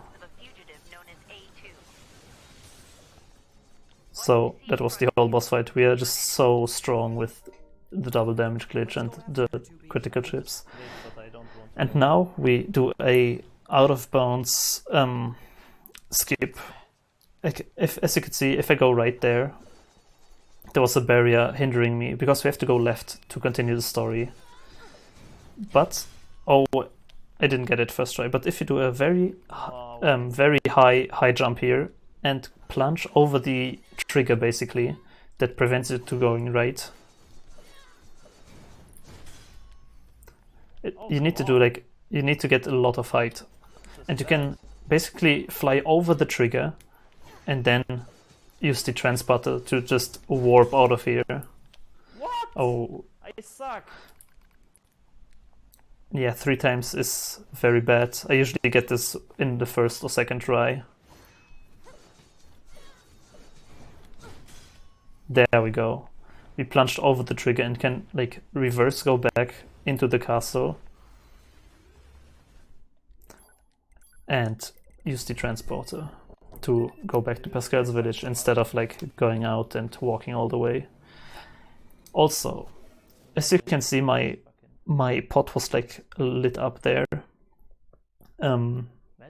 This is a very advanced and interesting technique that many people don't know, but if you hold your special attack on your pot, you slow down time, which means that enemies are walking slower and all these things. And you can use that to prevent those enemies, for example, to go close to the save point and disabling it. If you slow time enough, they will not reach the save point and you can instantly warp out without fighting them. But yeah, we got out of there, we talked to Pascal again. And now comes, unfortunately, like one of the most boring parts of the run. But it's not that bad. It's a good time for donations and the commentator and me to talk a bit during the run. This is like the kind of time to breathe a bit because I have to count all this time during the run and it's super stressful. And here I got lost. I couldn't find the ladder. Ladders are the final boss, man, I swear. So I just save, quit, reset. There we are, 2 hours into the game, not much to go. There are like 3 bosses left. Sucks my balls. 4 maybe. And before all of that though, we have Grun. And wow, Grun is something, I can tell you. First of all, we go back to the resistance camp. So annoying. And actually, interesting fact, in the visual speedrun we do an out of bounds here to get to the flooded area of the game. the water area basically. And I actually learned to do it blindfolded too Honestly, the lately. is not that bad. I haven't after put I it into tried runs yet, now but for, like, I'm thinking billions about of it. It's hours, pretty risky, but it saves lifetime. quite a chunk of time if you get it correctly first try. So I'm thinking about putting it in, but it's secret, don't tell anyone yet. Like, it will come into my runs in a few weeks and days. First of all, we have to talk to Anemone. Still, machines are the enemy. Don't forget it. As always, we have to first wait for one dialogue to end before we can start another one. And now we go to the flooded area. Which we do if we can find this exit here. We get always stuck and hang up a bit. So yeah, now after this attack of the two giant machines, the whole landscape has changed here. It's like even more destroyed than it was. And there's like a huge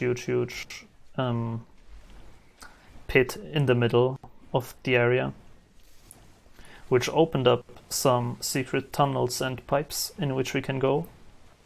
So here I'm doing a very particular setup that you might not see because it's a bit off screen.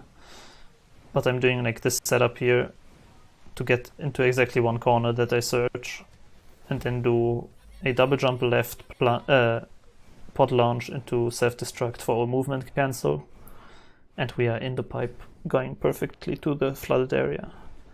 And basically these last 2 minutes you could skip if you get the out of bounds first try, but yeah, it's difficult and secret, so don't tell anyone yet.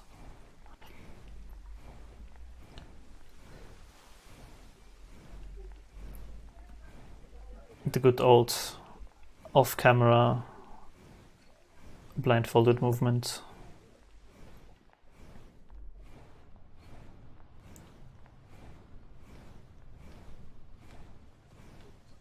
And here's the cutscene. Cutscenes are also good because they mostly reset your camera and give you a normalized position, so they're actually not that bad, as many people might think. First of all, we need to activate this transporter though. This is our #1 priority, because saving, and it's always like this in all my blindfolded runs I've done in the last 3 years. It's like always my goal to not only be fast, but also create consistent ways of being fast. And consistency is like a big point for me. What? Yeah, here we got stuck by like with collision and got pushed onto the water, which should not happen. Anyways, here's the super beautiful water area.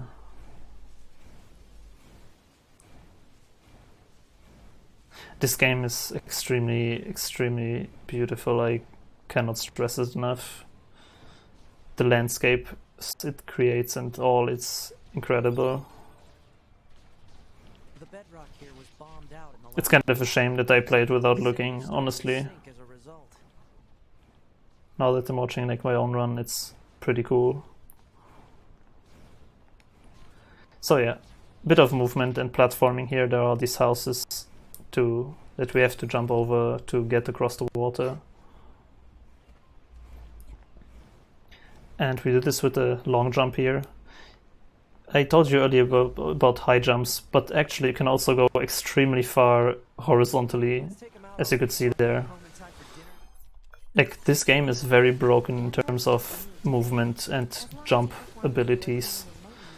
That's why in the visual speedrun you will see way more, but it's heavily out of bounds, and you can walls are basically an illusion in this game. You can jump over like mostly every single trigger and everything, and skip a lot of things, so the visual speedrun is extremely cool too. I've run this too, and I can only encourage you to check it out.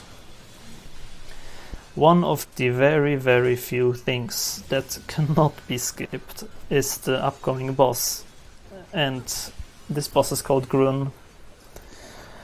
And oh boy, where should I start, dude? I think every single speedrunner of this game will react with the same way. Grun is just our favorite little boss in gaming history. It's kind of unfair because honestly the boss is pretty damn cool if you play it casually. It's like in the story, and if you play it the first time it's incredibly action-packed and super cool. If you speedrun this game and play through this for like the probably 1000th time, or like at least in the hundreds, then oh man, then it gets pretty damn tedious and boring. Because yeah, this boss is known to be a basically 15-minute long auto-scroller. We are again in the shmup section, and it's basically a cutscene that goes 15 minutes long. We have to of course kill these enemies and all, but it's so brain dead. Basically, you could do it with like sitting AFK and just like holding R1 and moving one stick, and you will get through it. But honestly, I think it looks pretty cool, so it's the best time for long donations and shoutouts and everything. In the community, always when we watch speedruns of this run, we always make jokes and talk to each other, and many people leave during this part in the stream, but it's okay, I'm just joking around. No, it's not that bad. I always forget that. So yeah, much shmup action going on. Every single run I think I'm already in mobile configuration, but I'm not. It's weird. So yeah, basically this continues now. There are lots of different phases onto this boss, lots of different things to do, but it all comes down at the end of the day to like shmup, just going around. Yeah, so we have some time to talk, I guess. As I said, I would really love to see this game at the marathon, like GDQ, ESA, RTA in Japan. And soon they will be coming out NieR Replicant, the remake of the first NieR, which I hope I will try to do it blindfolded too, for sure. I will try to speedrun it, if it allows me with its camera and all. And yeah, about myself, I am doing blindfolded speedruns now since like 3 years. I've done way too many games. I'm sitting at like 40 different categories over like 30 games, I think. All blindfolded speedruns. And my last project was Ocarina of Time, which I finished the world first any % run. I speedrun way too many games. And I was on GDQ, plus GDQ with Smash Bros on N64. I now more focus on like marathons than doing like actually grinding runs and PBs. I've been to ESA with both Metroid Fusion and Metroid Zero Mission. I've been last year offline on RTA in Japan and Tokyo with Deltarune, another RPG. So yeah, this is like my favorite game ever, and my favorite speedrun ever, probably. So I would love to show this off. It would be the coolest opportunity for me, for sure. And there he is, the fabulous Grun. Is that a machine? It's freaking huge. So yeah, the non-blindfolded speedrun, the visual speedrun world record of this category sits about like 130, I think. Like a high 120. Maybe a low one, I don't know. So basically, the blindfolded speedrun is exactly double the length of a visual speedrun. which is pretty good. I always said that like a good blindfolded speedrun is approximately double the length of the visual. It is of course not like a universal rule. Some games are by nature just kind of the same speed, you cannot go much faster. Some other games are like extremely more difficult blindfolded, so they need more time. And yeah. Best assault ever. Soon there will be the actual boss fight, if you can call it like that. There will be like reactor cores that we have to kill, and there is actually some cool strategy involved in blindfolded. So we are close to done with the chill section. But I can tell you it's very needed that we have this kind of chill out time. In my opinion at least, because it's, especially in blindfolded, you have to think so much, you have to constantly be on top of your nerves, and having this little breathe time is very, very good and appreciated. If this thing reaches land, we're screwed. Also, I think this was like the first PS4 game ever done blindfolded, if I remember correctly. Don't quote me on that, but we have a blindfolded speedrunning community and we try to log like all our runs. We have a website called blindfoldedgaming.com and a Discord channel where we all hang out. So if you're interested in blindfolded runs, feel free to check it out. We would all be happy to see new runners and all. And also not only this game, but like in general all games. And here you can see the reactor cores finally. What I do is I buff, and then there are these 4 balls that we have to kill. They rotate kind of randomly, so we have to hope that we hit them. And I messed up the one cycle because one ball is still alive. But yeah, now it's dead.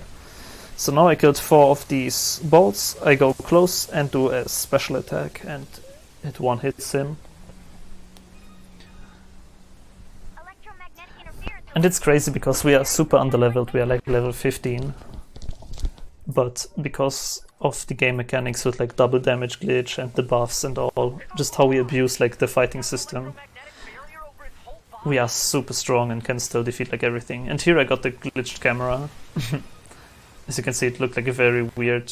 Having trouble over there? Are you Yorha? And also here is a little fun fact. You can fly like out of bounds into the enemy here in the next cutscene, I think. Don't worry, we'll take it from here. I don't know if I'll do it actually. I'm sipping on my coffee, so maybe I'm not swagging around. I have an idea. Oh god, where's You my and I should table? meet up at the That spot was I a just marked. mistake! Oh god. But yeah, now very interesting is the mortar. Mortars lining the shoreline here.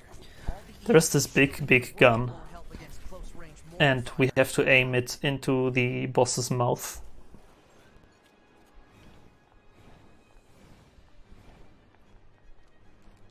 So we mount it, and then we can time it. Like, it's possible to get a like one cycle. The first one you always have to just shoot into his face, and for the 0 cycle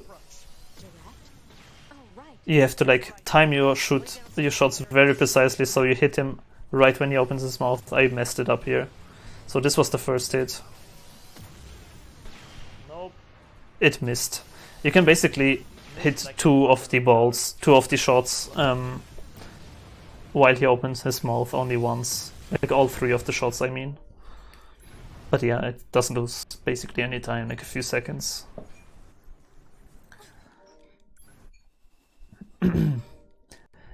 And if it wasn't enough, we have more shmup action going on. Just a bit more, I promise. Dude, there's no end to this. There's literally no end. I can promise every runner is as frustrated as I am about this fight, so it's just very unfortunate that we cannot skip any of this, and it's like the least interesting part of the run, I think, personally. But as I said, if you see it for the first time or like play it for the first time, it's still extremely cool and impressive. So, especially for a marathon setting, I think it's not that bad, because many people haven't seen this. Many people can chat about the game a bit. It's pretty cool.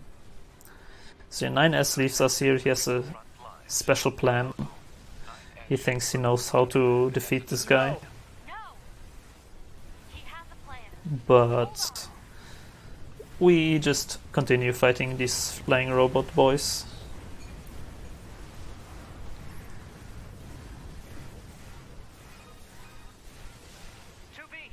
Going to see if we can use those missiles back on the shore. But I need you to destroy the EMP unit on that thing's back.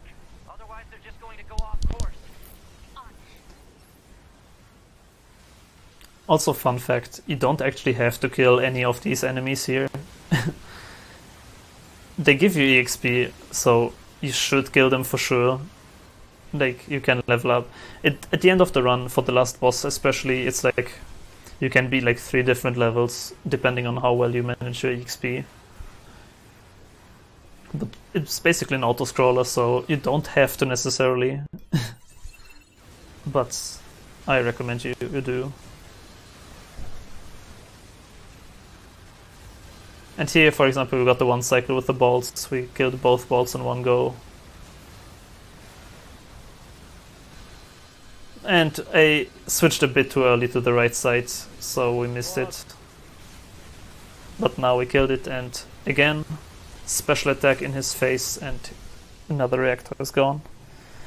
Only one more left, which will come up very shortly.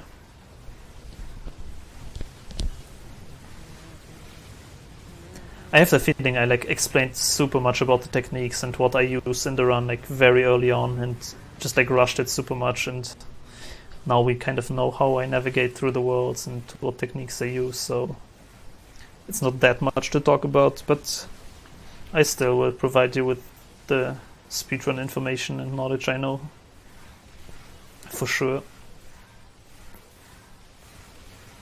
I can tell you what is upcoming. We now defeat Grun, and then there will be basically 3 more major things going on. First of all, we will go to the secret copied city to defeat one boss.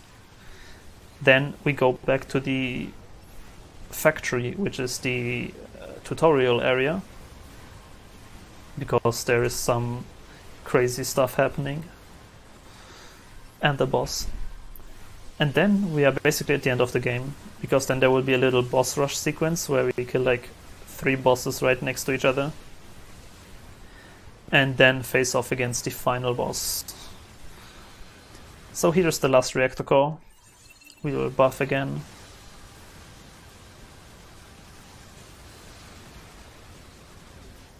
Didn't get the one cycle. It's very dependent on how you count. I miscounted big here, so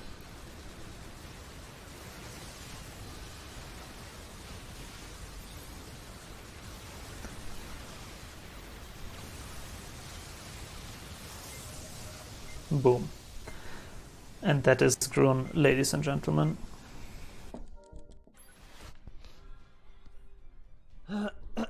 It is over. We have survived it.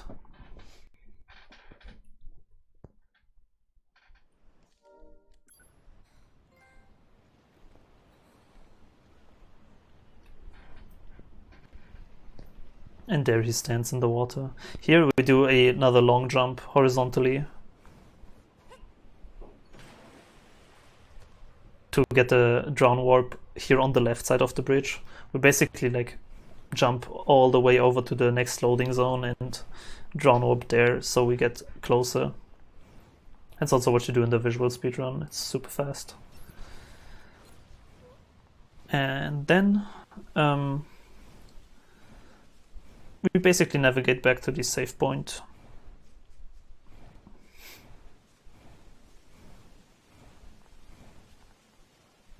I will use another drone warp here to reset my cam.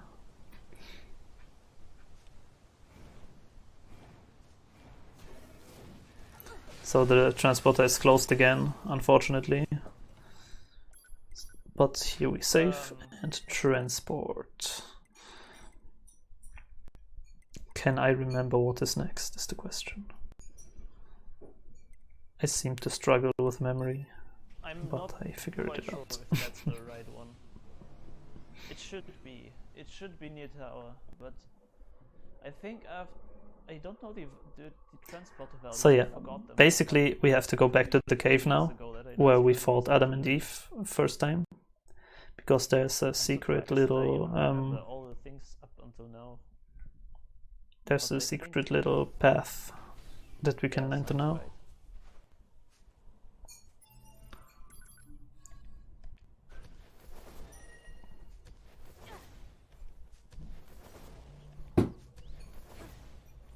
So we do like this very specific normalized movement to get into position. Normalized movement is very important in blindfolded runs. Okay then. And we basically go back to the hole.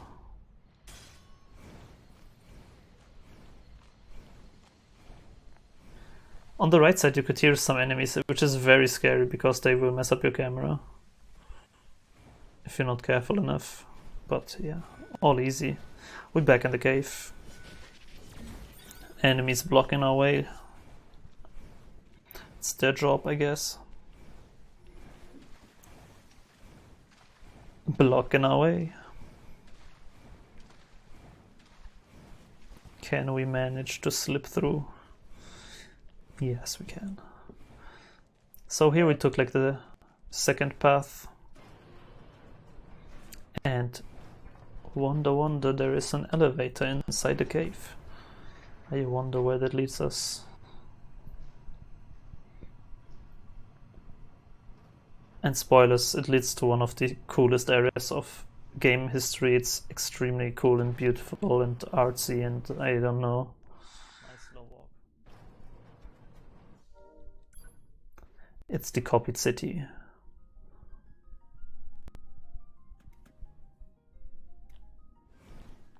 And I have the slight memory that I get lost here in my PB.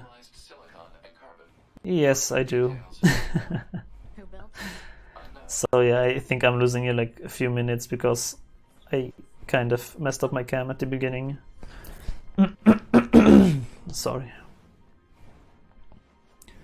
I should have gone on the right side of the house. Might have messed up.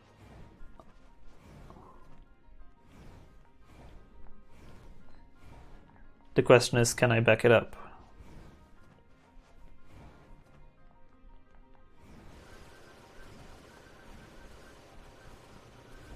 Shit. Oh god, how do we back this up? How did it mess up anyways? Holy fuck. I can't imagine a way to mess this up.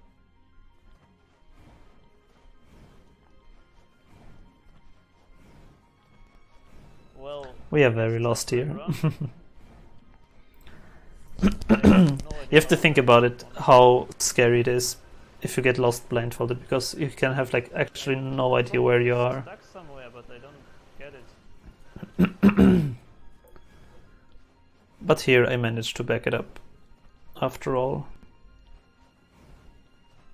There should be a dialogue soon, so I know that I'm in the correct place. Ah, there we go. There it is. What the fuck was that though? I got stuck again though. There we go.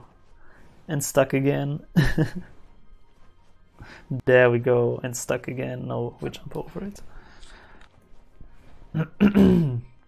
Why does this not work again? What the fuck is going on? Okay, there we go. This was very bad. You centered the camera. I don't think you do that. So here is the I think my camera was messed famous mansplaining. Anyways, there is Adam. Or Eve. No, it's Adam. Adam? Yeah, it's Adam. No, it's the Anyways, 79 press. I'm positioning myself here precisely in this position because this is a... Might have messed the angle like a little bit, and then my sword didn't work. This is a safe spot and none of his attacks can hit us here.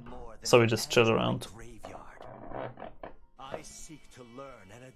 all facets of humanity. As you can see, he throws these blocks at us. But we do good. Did I realize Professional gaming right here. the core of humanity? Conflict. They fight. Yeah, in the visual speedrun, you can clip out of bounds of this area and basically escape this whole fight.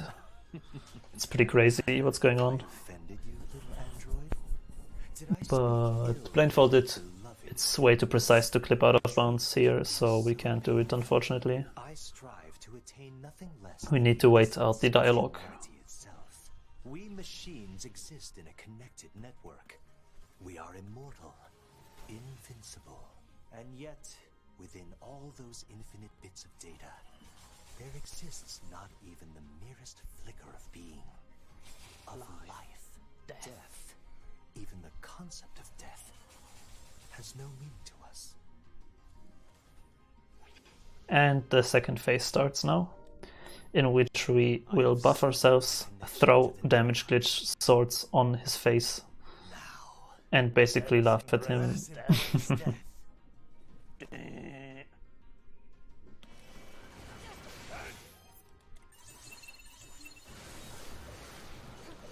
But also he's already pretty strong in terms of damage, so we need to heal a lot. We are extremely underleveled at this part of the game. But as you can see, we just annihilate him super crazy.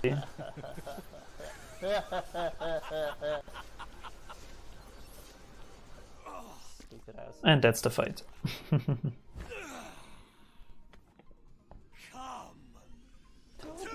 This is phase 3, where we do exactly the same. Damage glitches, buffs, and goodbye. Are you kidding me? And we have rescued NieR. In the story, after the NieR defeated Grun, like he helped us with his super special secret attack. He got like captured by Adam and Eve. Time save against our people.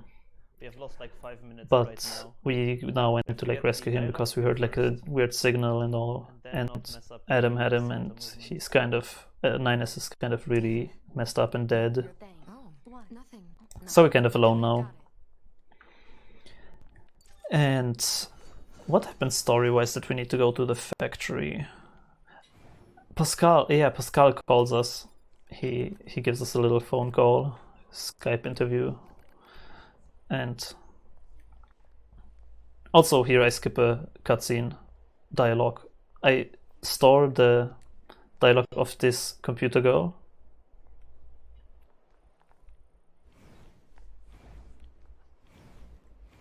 And that skips a big long cutscene. Now I just need to find the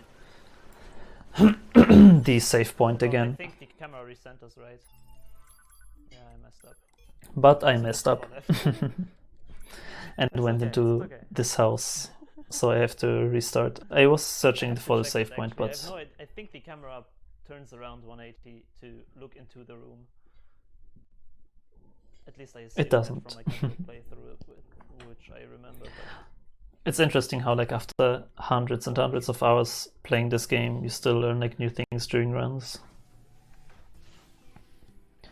So yeah, quick reset here. Big time save for next time. One big thing is we need to read this mail. It happens way too often that you forget to read this mail and then you stand there and are like, what? Where's Pascal? And yeah, it's only one. Bunker. Oh my fucking god, I will throw the run again. So we now have to go back to the tutorial area. Feels bad. And I have read the email, thankfully. I did not forget it. I think you lose like 5 minutes, like 3 minutes or so if you don't read the email. It's crazy. It's a big time loss. I'm not sure if it's 1 down or 2 down. It should be. Analyze current trends among the machines. Huh. No idea. Something tells me this is going to involve So a yeah, lot of we go to this save point here that we never activated. But fun fact, after you defeat Grun, some of the even untimed touched save points will activate. Can you hear me? So we use this to get up onto some buildings here with the high jump. I need to know if you've seen any new trends or behaviors among the machines. And in front of us you can see the bridge. We need to go onto that bridge somehow. 2 days ago, I was contacted by And we do that with some particular movement over these rooftops here. the peace treaty. No kidding. Apparently, they're seeking to form an alliance of some kind with our village. If that's what they want, why don't they move in? I believe Perfect. they're working on building a colony of their own. You don't say. And now we go and cross the bridge and we are basically at the factory. I can give you the coordinates if you'd like. Please. I was think we're up actually there. planning to go speak with them myself. So you can hear Pascal talking now. He's talking about like, yeah, we'll meet at the factory. Can you help me out? Lala. Marking on map. Yes! Saved 5 minutes, boys.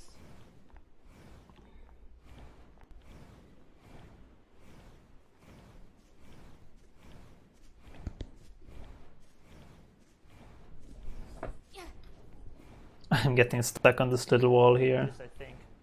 We might be stuck at the wall. Yeah, but I know. Dude, we have backups for days. I hope.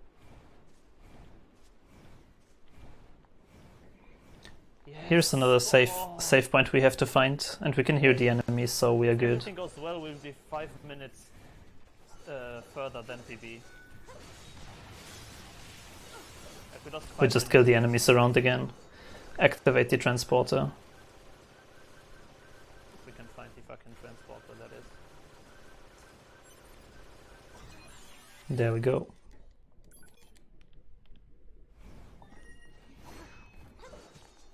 Do some fancy high jump movements up these stairs where it's not necessary, but it's kind of fast and cool.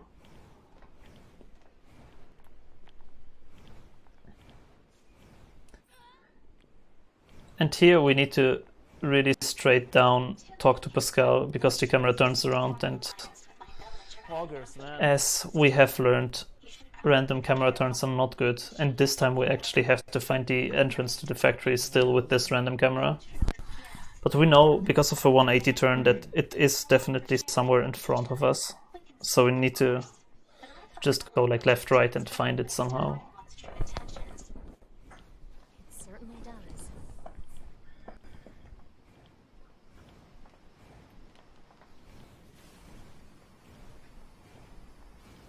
What I do is I go into this corner, I search the right corner, and then go up left, so I am always landing at the door. But here I went a Oh, bit my too cam messed early, God, no. so I'm like way further right than I thought. Wait. How did it mess up that much? Oh my fucking god. It was to my And left. there we go, we found it. Wow.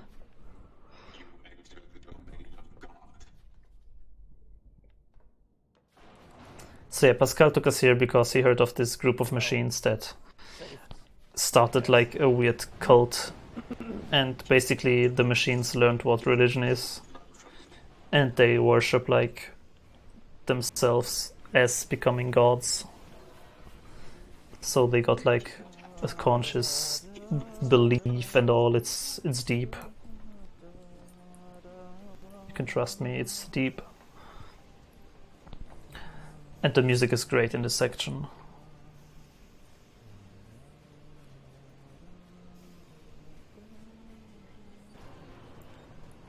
We go into the elevator and then we can cancel a dialogue while storing Pascal's text box here again. It's the little time saves that are pretty cool to me.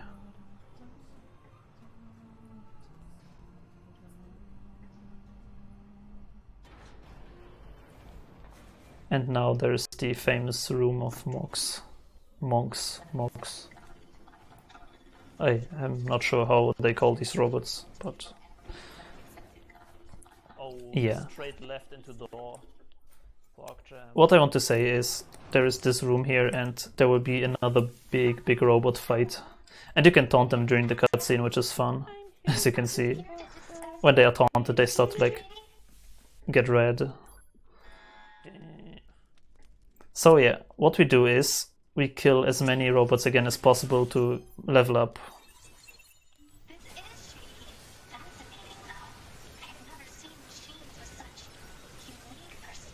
And we need to do that until we hit like a certain threshold. I think you have to kill like 100 or so, and then the second phase will start, in which you can basically call the elevator and escape. And the elevator is located behind you. But first we need to kill. There's the elevator, it came. So we just go there. Again, a bit of very random camera. And we have to either go left or right and find this button. And now I use the slow down time again until the elevator comes to slow down the enemies coming to me.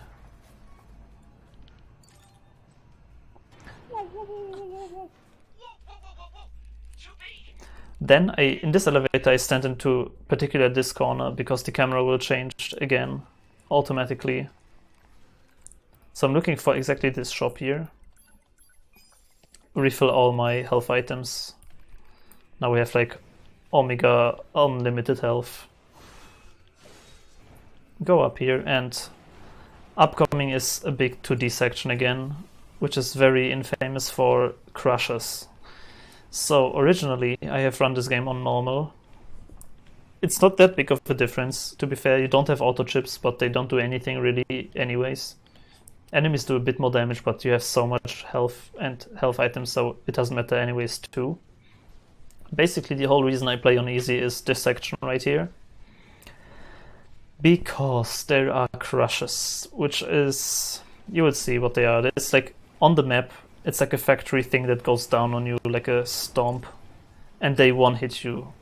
Completely wipe you out in one hit. And on easy with auto chips, you kind of dodge them 99% of time, even if they hit you. So you can just run through it and don't have to do any setups or nothing right here.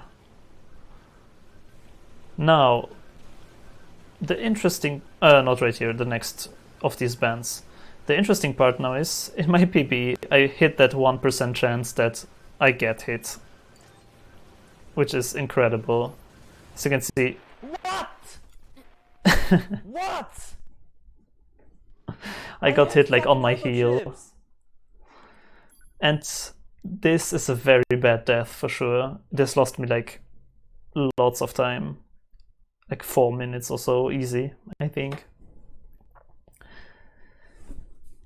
The good thing is, we don't need to start all over from the last save point, but from like the entrance of the factory again. So I don't know. In that sense, we didn't lose much time. Oh, fucking hell! The problem is, as I told you, if you die is you lose all your chips, and basically we lost all our attack chips, like the critical chips and all gone. So we are very weak for the upcoming boss fights, and they will take much longer now. This is absolute bullshit. And yeah, this has never happened before. It's like a really, really low chance that this happens. Yeah, I don't know what else to say about this. It's very unfortunate, but apparently it can happen. I definitely wouldn't think like I need to save a strat for this, because really it happened never to me and I did so many runs. Anyways, we can just quickly go there again. The only problem is that we lost our chips, and that is very bad. I will not release the fucking log anymore. But we lost all our crits and all our chips. Like, and we don't have resilience anymore, for example. I could have tried to pick it up here, because you can re-pick up your chips if you examine your own corpse, basically.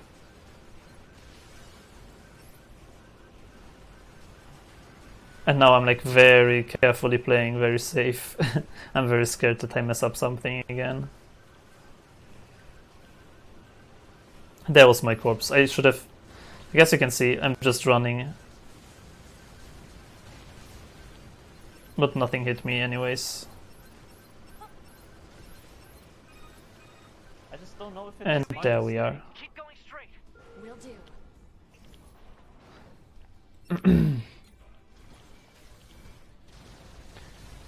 Here, a very particular camera manipulation going on. It's very difficult to explain. You have to be like at a very precise timing. Like, it could be just my mistake.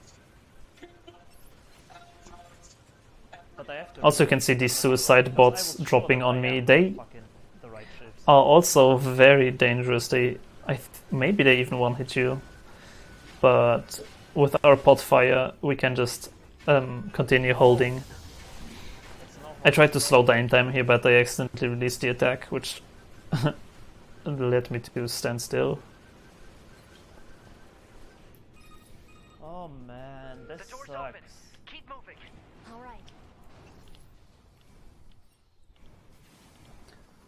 So yeah, again, we need to navigate through these rooms somehow. I'm a little bit under this platform here, so I can't get up. Major balls.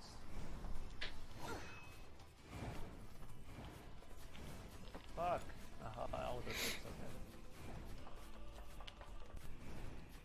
Yeah, the problem is you have to, if you play on easy, there is actually something that is more difficult than on normal, which is the auto management. Nice.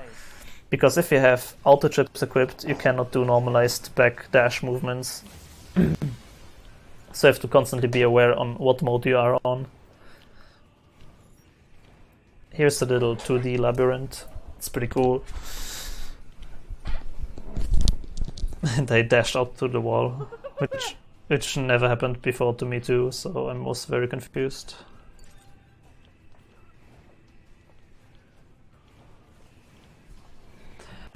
There were lots of things in this run that confused me a lot.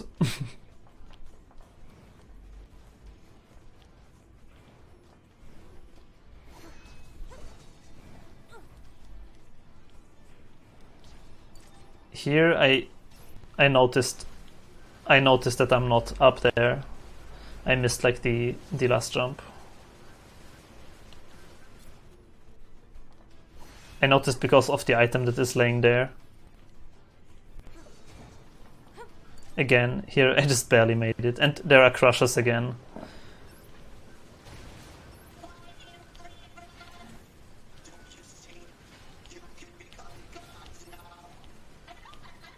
And we made it past them easily.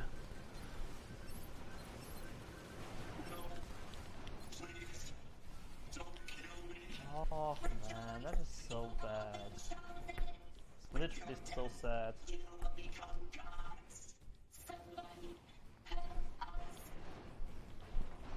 Another very crazy 2D section coming up. We have to talk about stairs, because stairs are very weird in 2D. Because you have to kind of 3D stairs, because you have to still go up and down. So blindfolded, it's very weird. Especially since if you hold like one direction, she will start continuing running there, and it's very weird. It's difficult to explain. But there we go through it. Now we just have to hit this save point here. Perfect. Save quickly for safety saves. Now I'm tilted. And now we need to find the elevator. Perfect. I was pretty convinced And I we will wouldn't go to do the anymore with this game, but boss fight of Factory. I think it was just my mistake. I can't see a reason why the game would stop working and fucking kill me with auto chips on. It's not. That's not how like games work. Maybe this game does, but I don't know. I think I had auto chips on and I just de-equipped them right before I went into the crushes like an idiot.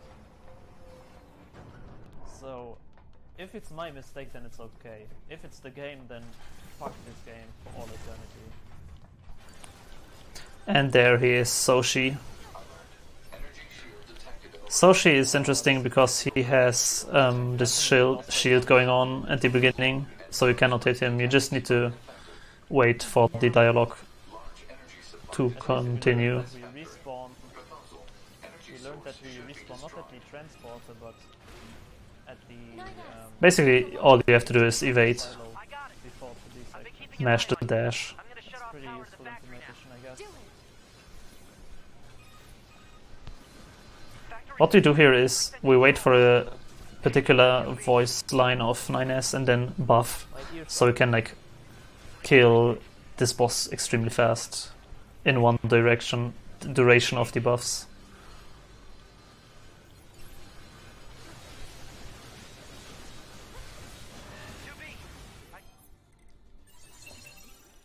And now we just mash him. You have to kind of kill his legs Anything, so the boss fights will be very painful. and then just hit him. But yeah, as I said in the original video, I don't have any critical chips now or resilience, so Especially if we won't it gets all a bit slower now in fighting. get platforms, we're screwed as fuck.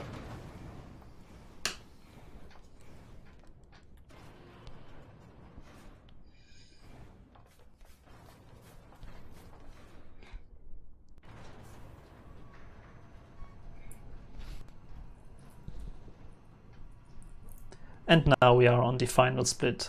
All that's left to do is we need to first go out of the factory and then do some boss killing. But going out of the factory is actually one of my favorite parts. It's like so nice and eerie in this empty factory, walking through. And then there are all these crazy machines.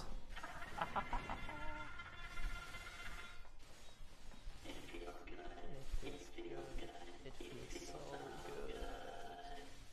Go, go, go, go, go, go, go, go. Again, stairs into the very dangerous, to say the least.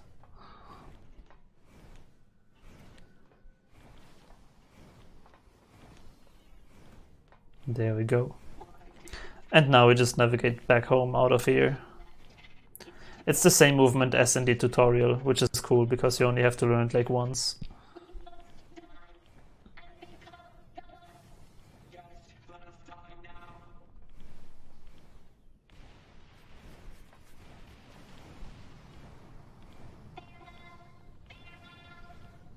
Also very sad story going on here. The machines are killing themselves because they think they can become gods if they do. I wish I could retell you the story a bit more. I'm sure my commentator, if I have one at any event, can explain that way better than me. I'm only here to play this game without looking. That's my specialty.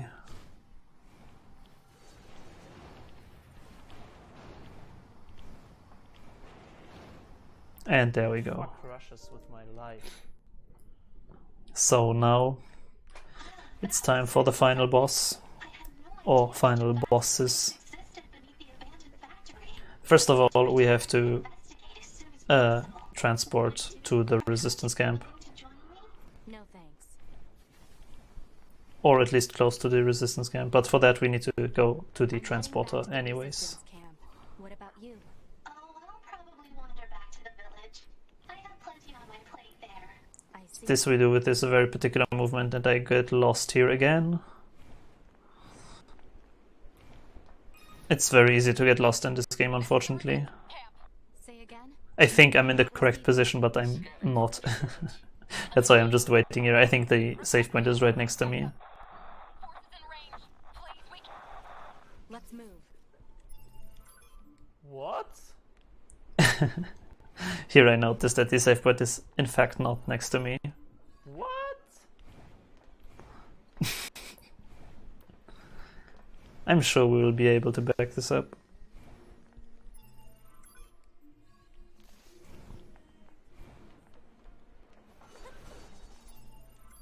Okay, we just screwed up really badly. Oh my god, where the fuck are we? And let's see how we back this up. Past the fucking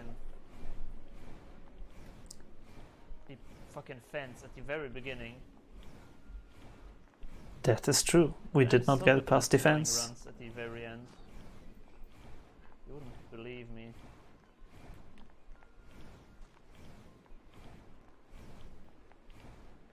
And there we go. We backed it up, indeed. I just searched for this corner that I know where I am. And then I can repeat my same setup of movements. Stuff up, so GG. And there we go. Saved.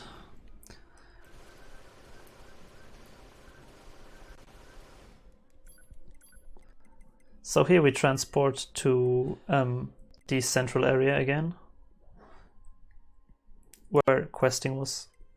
No, not where questing was, but the central area where we went to the factory. Still, it's so dumb, man. And you can, in the visual speedrun, you just run there, but like, there are enemies falling down, and in general, transporting in Blindfolded is always faster than walking there, so it's good that we can just do this. And from here we basically skip again over these rooftops to go back to the resistance camp.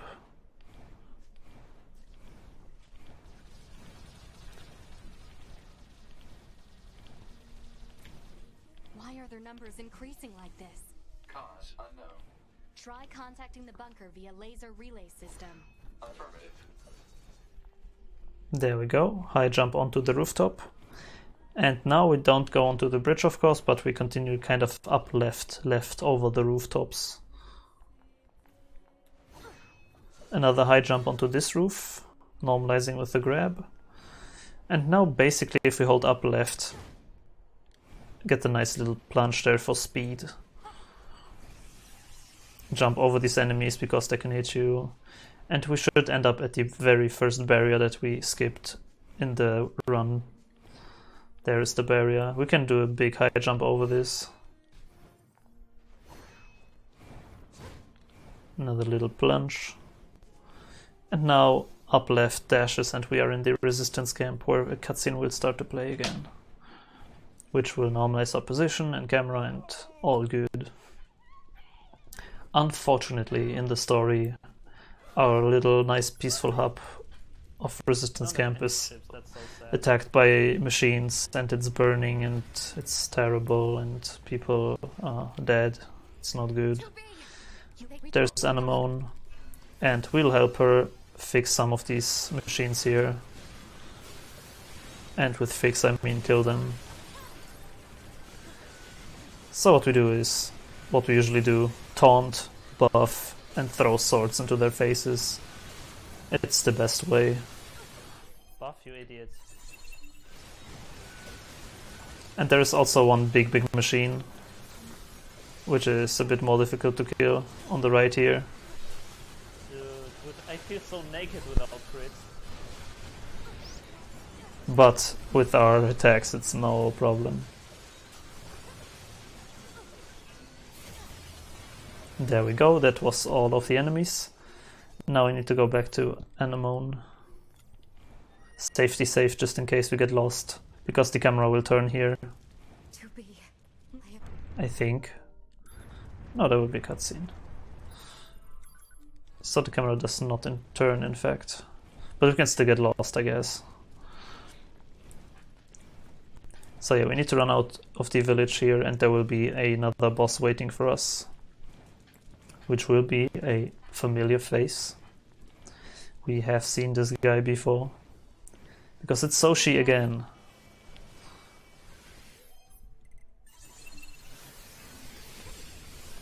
Or is it?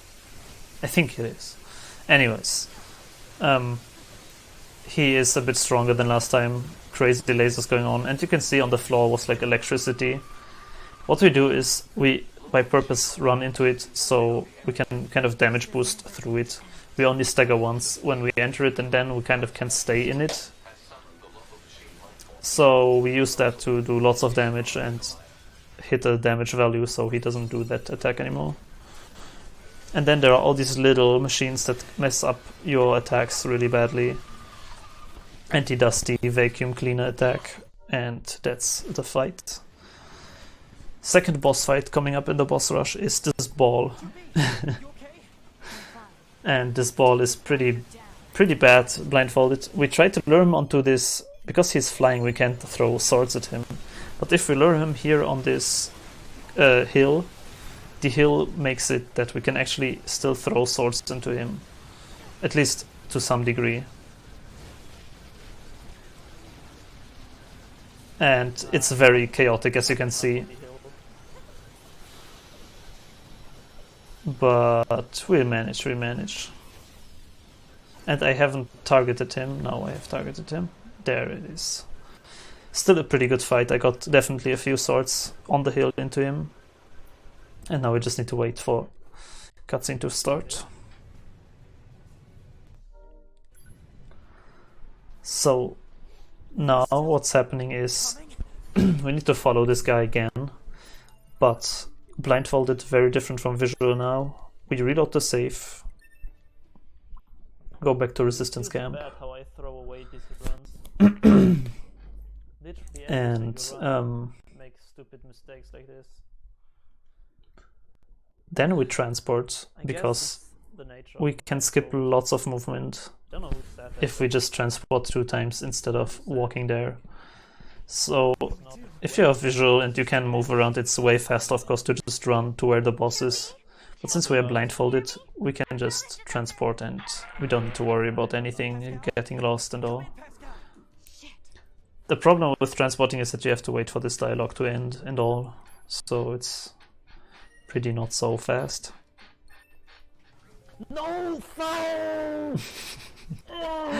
And I mispressed. I teleported to the wrong teleporter here, and I'm very upset about it. So Dude, it's why? pretty funny.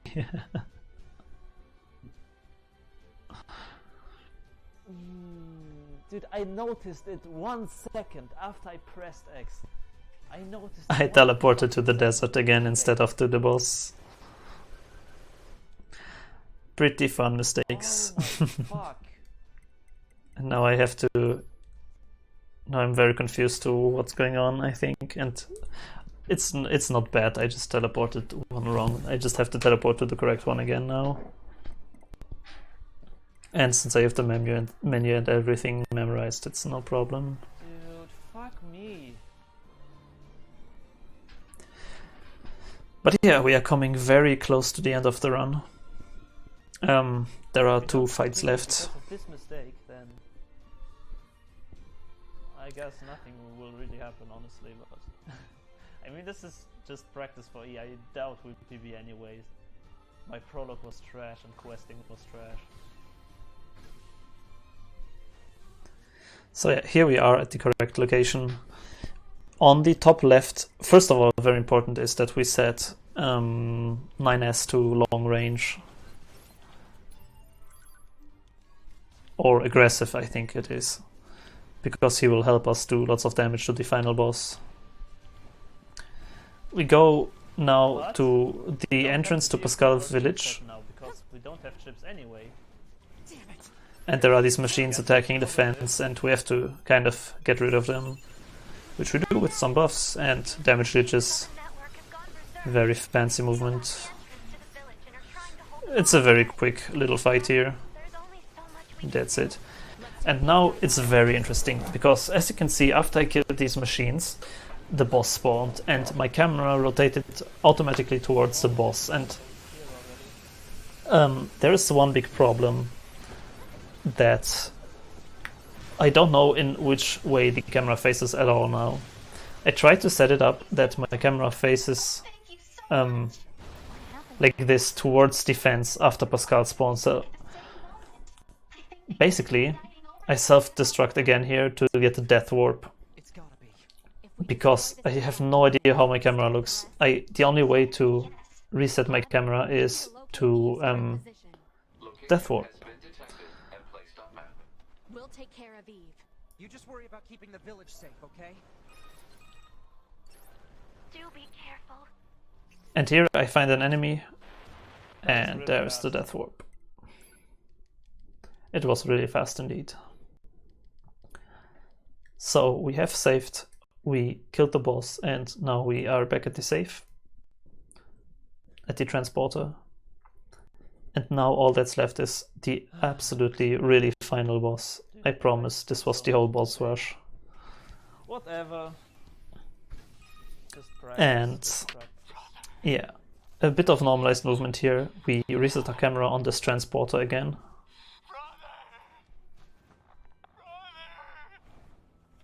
What is this?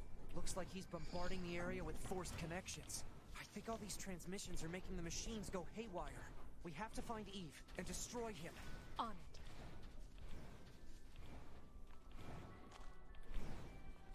And down here in this pit, he is waiting. We get a nice little plunge down there, very fast, very nice. And Everything must die! funny enough, Eve is invincible at the beginning there because the PSV loads too slowly. It's a nice little thing. And now, very, very important. Before the fight starts, we have to change our camera options. Because at the very end we need to kill Eve and then we need to locate his corpse. And it is extremely random, blindfolded of course, because the area is huge. And Don't know how to set because of that, to fucking cool mode. we now changed our camera to dynamic instead of static. Passive, and that will affect the last phase a lot. So basically wherever we go, the camera will follow us. And we get the worst pattern that this boss can do. He can spawn these platforms. In which case you can only attack him slowly by high jumping and then getting a few shots on him, as you can see. But we can still manage pretty well.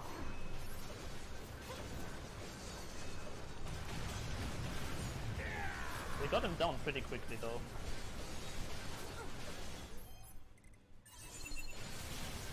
Buff again. You need to be buffed all the time during this fight. He does a lot of damage already. We are super underleveled. Signature detected. What is it? The energy seems to be coming from a large number of latent machine life forms. He's absorbing the life force of whatever's left on the network. Damn it! We'll never get anywhere like this. I'm going to try hacking into Eve and shutting him down. Back me up, 2B! On it. Protecting Yeah, basically we need to do lots of damage. That's the goal of this boss. He has lots of HP, as you can see. Probability of success. Proposal. And we are underleveled and everything plays a role. But this fight is still good. The difficult part comes now. Because now we are kind of in a damaged state. We don't have a sword anymore and anything. So all we can do is like attack him with our pod laser.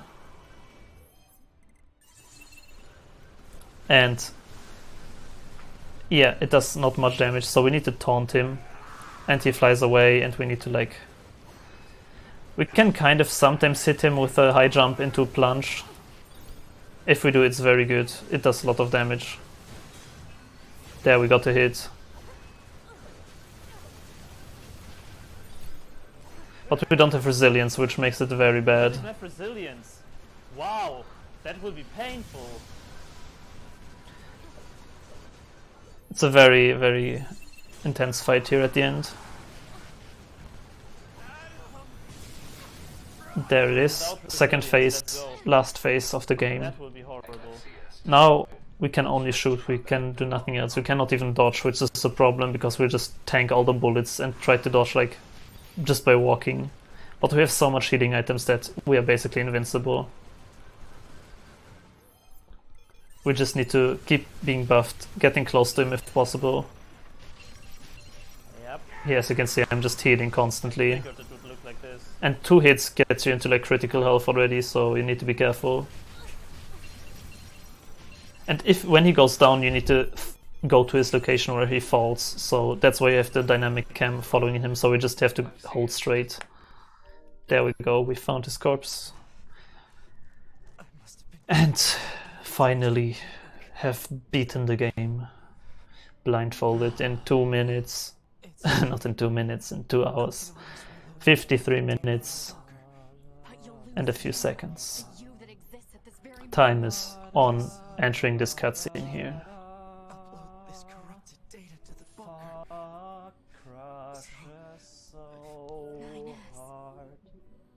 Time. Sub 3, boys. And that is NieR Automata any percent, also known as Ending A, Blindfolded by me, Bubzia. So I really hope, I really hope we can get this into some marathons. It would be extremely cool. Yo, what's up? I will definitely, even if not, grind this game a lot in the next weeks, maybe the next months for sure. I have lots of plans with this game. No, I think I split late there. So yeah, I hope you enjoyed it. I hope you got a bit more insight on this. I split like 5 times. I hope my commentary was interesting and insightful. It's pretty difficult for me to commentate so much. If I am playing at marathons, I always need a commentator because I'm very bad at this. But yeah, I hope you enjoyed. And see you guys around, I guess. This is it from my side. Have a nice day.